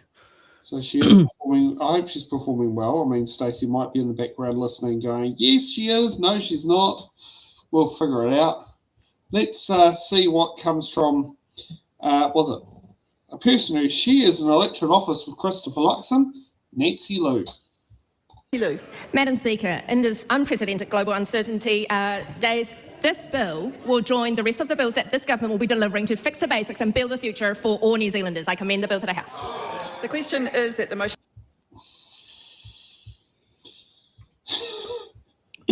Fixing the basics. Well, I'm not sure how you're fixing the basics, but great job. Saying that you're fixing the basics sometimes sits there and sells it for some people. Sometimes some people just sit there and think you're being an arrogant twat. But unfortunately, sometimes it's just what it is. Your 2 cents worth on Nancy Liu's having to mention about this crisis of the world, but that's all she can talk about. Yeah, very opinionated. I mean, the bill is what it is, so if you don't like it, write another one, I guess. Oh, well, they are in government. They can write that, they are responsible for writing their bills. Yeah. Okay. Do you want to go and have a nosy at some of the second reading speeches? Yeah, that sounds good. Okay. Let's get to the vote. To be agreed to, those of that opinion, please say aye. To the contrary, no. The ayes have it. Taxation Budget Measures Bill number 3, first reading. This bill is set down for second reading immediately. Madam Speaker, The Honourable Simon Watts. I move that the Taxation Budget Measures Bill number 3 be now read a second time. Madam Speaker, I'd like to thank the House for considering this very important bill under urgency. One of the reasons for urgency is that the measures contained in this bill will help Kiwi families understand their Working for Families entitlements better and help them avoid... What?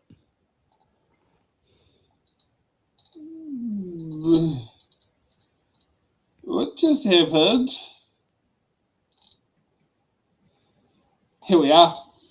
Make those points. Tēnā koe. Nancy Liu.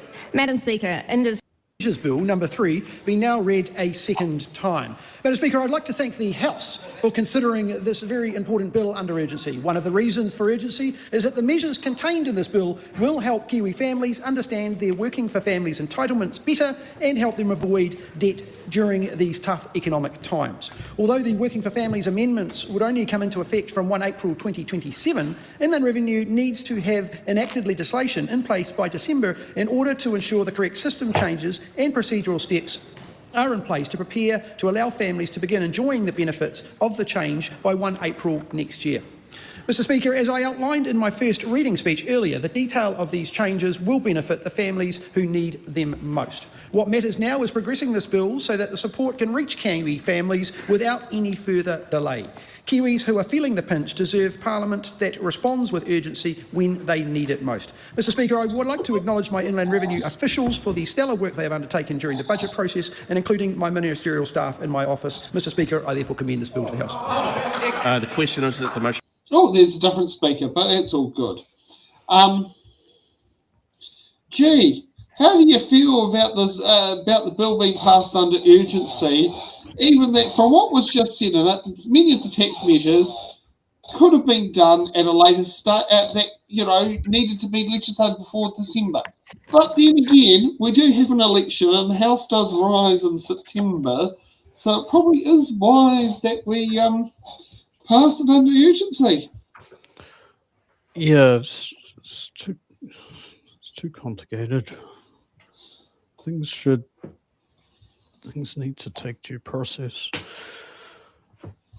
That's partly why I haven't been on the show in so long, because we were dealing with the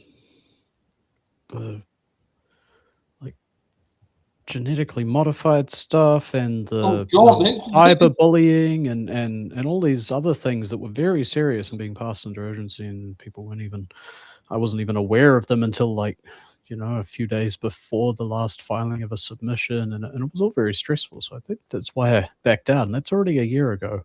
So I should probably chat with you sometime about what has occurred over the last year. Well, you have moved house since then. I've moved house twice since then. Oh, actually, I was going to say, yeah, you're actually right on that one. And I've moved house since then as well. Yeah. But yeah, kind of. Oh yes, you just said yes. Sorry, carry on. I was going to say you had an election hoarding on your fence at one of the properties, but you no longer live at that property. So you're saying this is in second reading?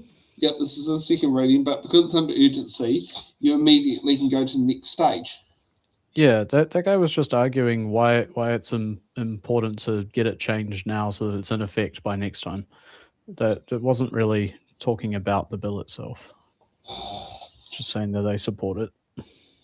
Yeah. Can be agreed to. Dr. Deborah Russell. Thank you, Mr. Speaker. Mr. Speaker, ordinarily at this time in the progress of a bill through a House, we would have had ample time to discuss the bill at Select Committee. Now, I absolutely understand that things differ when it comes to the budget, and in particular there can be items in the budget which need to go through fairly immediately because of the impact on markets, the way it might change people's behaviour and so on. So some of the time we absolutely need to be sure that we've had, so that we just keep on moving with the bill. We haven't had the opportunity, therefore, to discuss a number of these measures. And we also haven't had, I guess, an explanation as to why each of these measures needs to go through under urgency as a budget measure. And that's certainly something that we'll be talking to the Minister about. But it's not clear that this bill was even needed on budget night. Maybe the government felt it ought to have something to legislate for on budget day, otherwise it was just not a very good showing. But it's not clear to me, for example, as to why any of the measures that are in this bill couldn't have gone to a select committee for at least some discussion. Because I think there are possibly some items in the measures that have come before the House that could be tricky.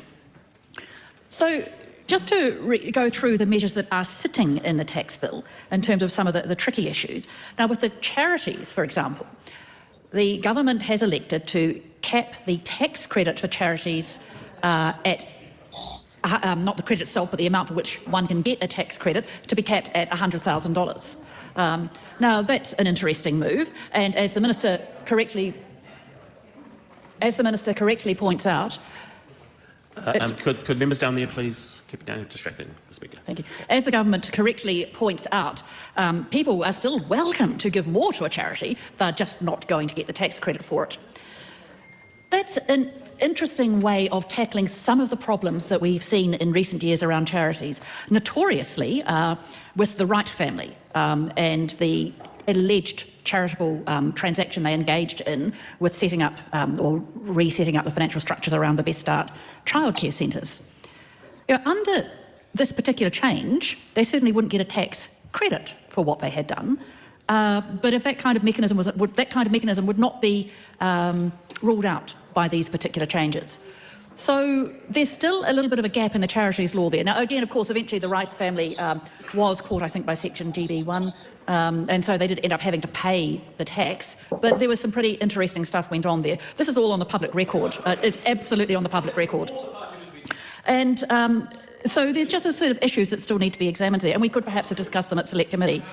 In terms of the shareholder loans, there's a particular mechanism that has been chosen here around how shareholder loans. Again, it's a mechanism whereby which shareholders, particularly of very small companies, could make loans to themselves as shareholders or to associated parties, and as I said previously, defer any tax on it in such a way the tax was never paid. Now, the mechanism. This is in your bill, Minister. The mechanism which they have chosen is to use the financial arrangements rules for these shareholder loans. But of course, the financial arrangements rules only apply to arrangements over $200,000. Now, perhaps there is something sitting in this legislation that works around that particular rule. It's something that we could have examined at Select Committee, and we will certainly want to ask the Minister about it at the committee stage. In terms of the changes to the family scheme income, now, given that we have only had access to the bill itself for a couple of hours, it was circulated earlier, and then we have only just now had access to some of the analysis from Inland Revenue, which is generally excellent about the bill. I don't know exactly how those family scheme changes will actually work yet. There are adjustments mostly in the first to the residence of a person. Now, so we're going to judge it by actual residence in New Zealand rather than by tax residency. That looks like a sensible move to me. But in terms of the calculation of family scheme income, that's important. The more family scheme income a person has, the less they get of the Working for Families tax credits. That's sensible. The more income one has, the less assistance one might need from the state, so you want those things to change around. But there's some interesting changes in there around the income equalisation rules and how they're counted for family scheme income. Could have talked about that at length at Select Committee. So again, that's going to be something I'm sure the Minister's great enjoyment, we're going to dig into at the committee stage for this bill. So a lot of work that we still need to go through for this bill, and alas, I anticipate we're going to be here for several hours doing that. However, what I do especially want to go back to is, as I said, not so much what is in this bill. The measures that are in this bill, we think at first reading, or the second reading now, we can sensibly support. They look on the whole to be sensible measures and measures that we can support. However, we'll reserve our final call on that for after we've worked through the committee stage. It is the measures that are not in the bill, were the measures which the government announced today, said they were great measures, talked about them in their budget materials, had material up on the Inland Revenue website about it, but those measures have not been included in the tax bill. I'm talking about the measures such as the changes to the fifth rules, the Foreign Investment Fund rules. Now, they promised that in their statement that's on the analysis that's on the Inland Revenue website there, that they would be looking to extend the recent revenue account method changes to the fifth rules to all fifth taxpayers. Looks like a good move. But if we're going to put these types of measures, which are not time sensitive, except for maybe the family scheme rules, if we're going to put these sorts of measures into the tax bill, why not that measure? They announced today a set of changes to the fringe benefit tax rules. Some particularly interesting changes around how we characterise, how we calculate the use of vehicles for fringe benefit purposes. Now, having spent quite a bit of time teaching my students how to manage those calculations for vehicles, and it was fearfully complicated. The particular set of changes that the Minister has put through, as said he's going to put through, look pretty good. So why not have them in this bill now? Why not now, along with all the other things that he's putting through here that could have done with some time in Select Committee? Now, maybe there's some consultation, more consultation needs to be done around that, but why not in this bill? It could have been done. So there's a whole set of measures that have been announced today, which the government has taken credit for today, which are not in this bill.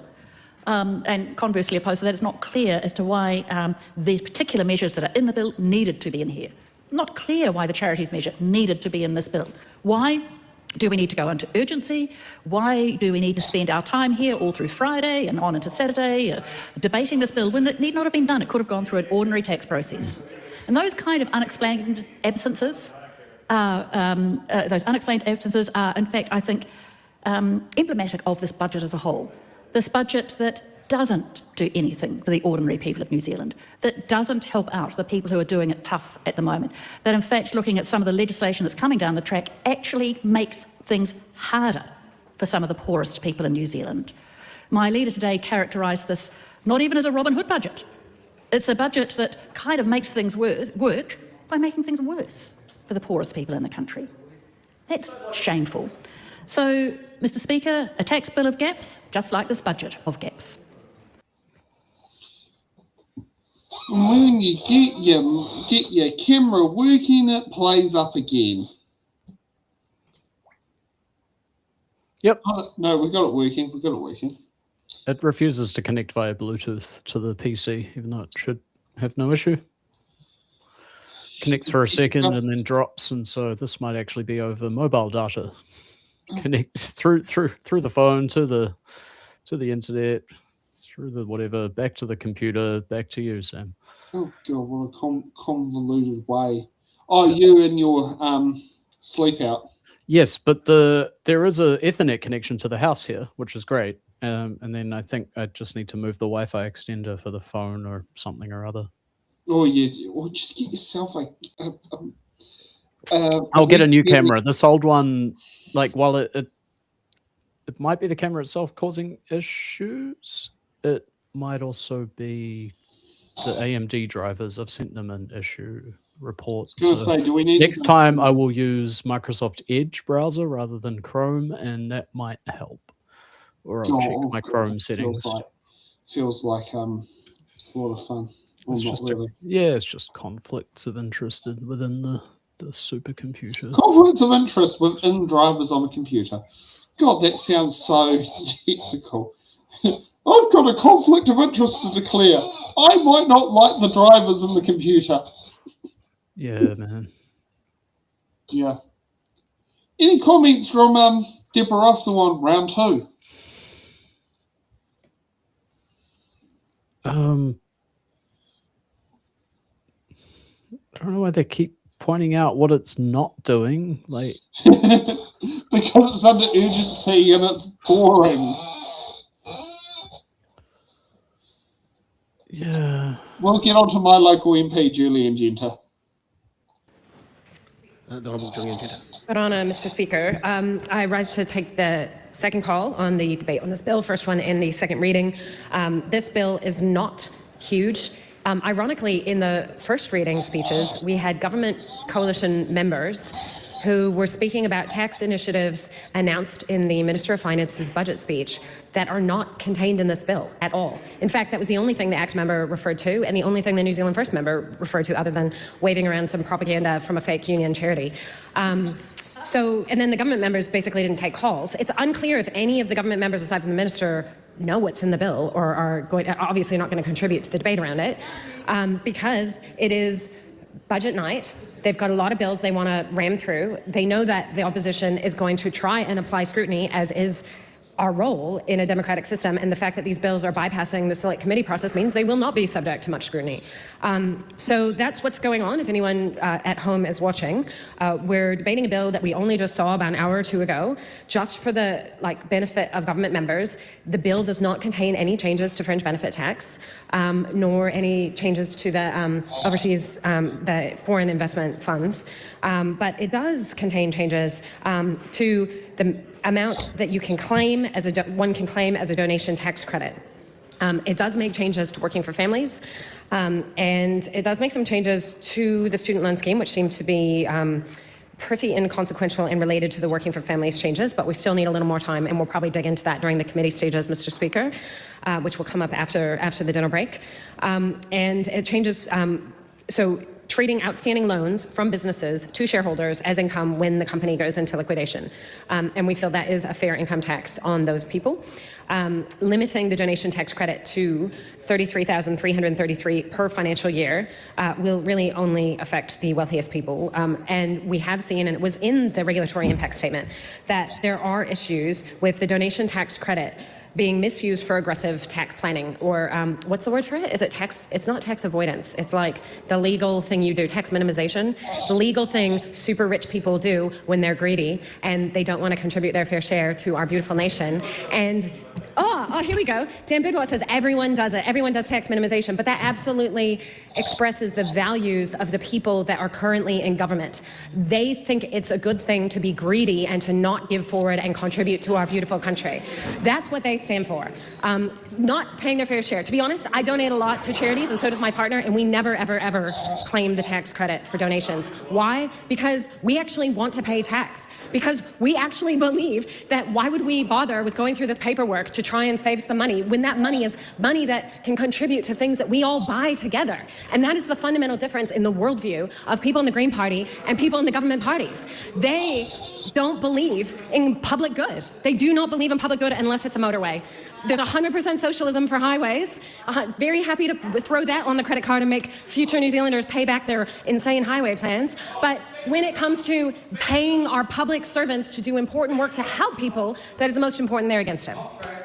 I think it is all very relevant to my speech. I say to the government speakers, who are all welcome to take a call and speak about the detail of this bill. Love to hear you take a call. Other than Minister Simon Watts, no one is taking a call.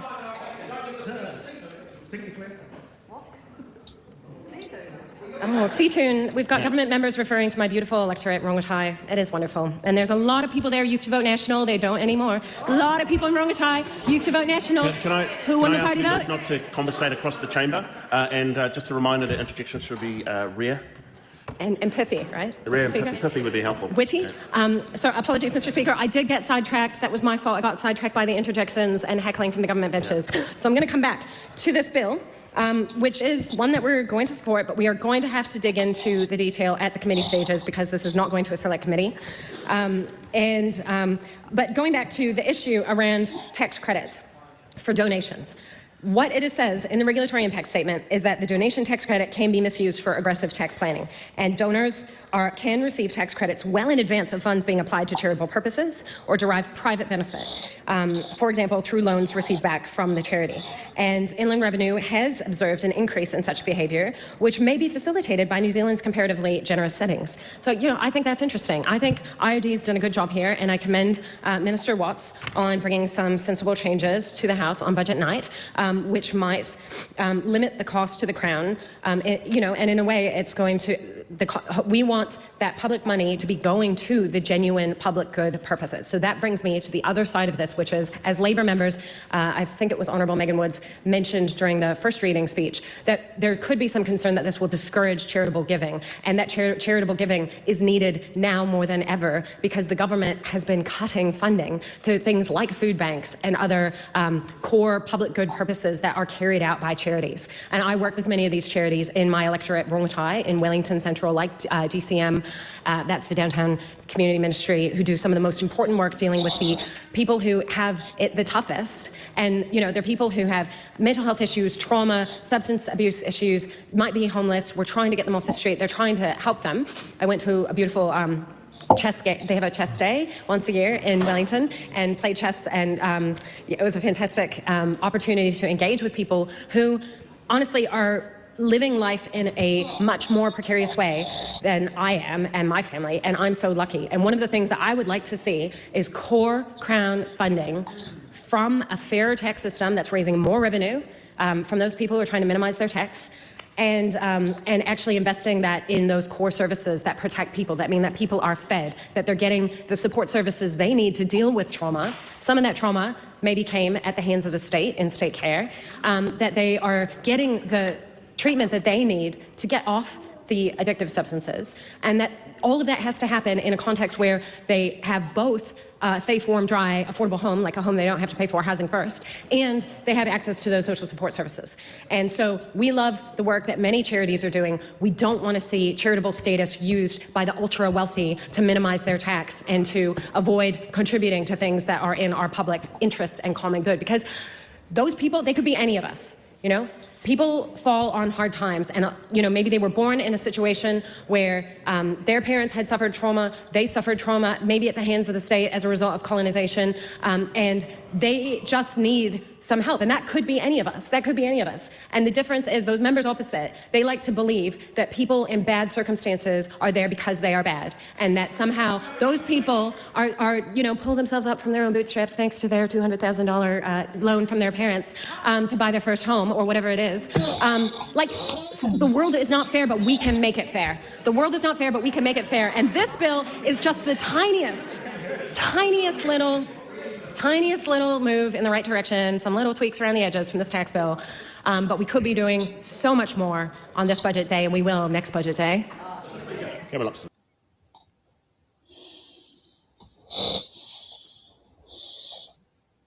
Some very good witty lines.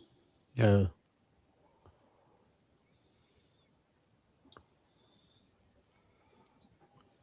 Still trying to make sense of the donation tax credit. Well, here's some great news. If you are one of these people who like to give a stupid amount of money in donations because you're so charitable to get the tax credit back, the new rules don't kick until 1st April 2027, so you can continue. Donate now and donate to the extreme while there's no cap available. Yeah, it's just weird. It's just weird. I don't get it. I don't even understand how it could possibly be profitable or something. It's just like, Tax minimization. like I made probably $500 to $1,000 of donations, and it would be nice to offset that. It almost seems more like a way of saying, like, I support this charity, and I believe that the government should too. So in a way, reading IRD's statement on introducing the ceiling, but I still can't quite make sense of it. Donation tax credit to the lower of $100,000 of the donor's taxable income. Yeah. Would yield maximum of this. Well, you would be to the maximum income because you earn under $100,000 a year.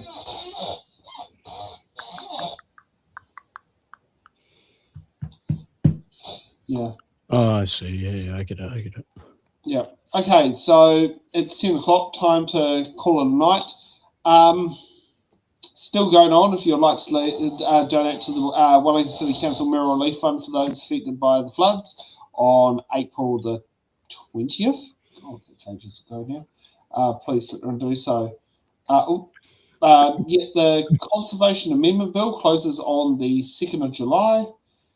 The Serious Fraud Office, sorry, that one's already been closed. I think that one's all closed. I think this is where it'd be. The Drug Assistance Protection Legislation Amendment Bill closes on Tuesday the 16th. The Financial Markets Money Transfer Amendment Bill closes on the 18th. The Overseas Adoption Bill closes on the 23rd. Local Government Ports Accountability closes on the 2nd of July. The Public Finance Prohibition of Providing Public Funds to Gangs closes on the 2nd of July. The legislation for a definition of man and woman and man amendment bill closes on the 2nd of July. And the Summary Offence Move On Orders Amendment Bill closes on the 2nd of July. So those are things you have to get your submissions onto. Anything else you'd like to say apart from I'm confused? No, not really. It's good to be here, Sam. It's all right. Glad you can make it and glad you can jump in. What is it? You've got a stream tomorrow morning? Oh, that's something that's actually that's a very iffy situation. So tomorrow is the start of scrutiny week. And there can be some streaming getting done, but Kiwi Pulse and I've sent an email to Kiwi Pulse. We haven't worked out a schedule. We need to actually work out a schedule tonight to decide on which streams we're going to be concurrently streaming together. So, yeah.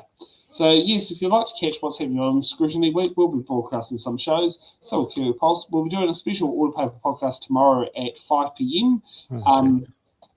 It was meant to be 7 p.m, but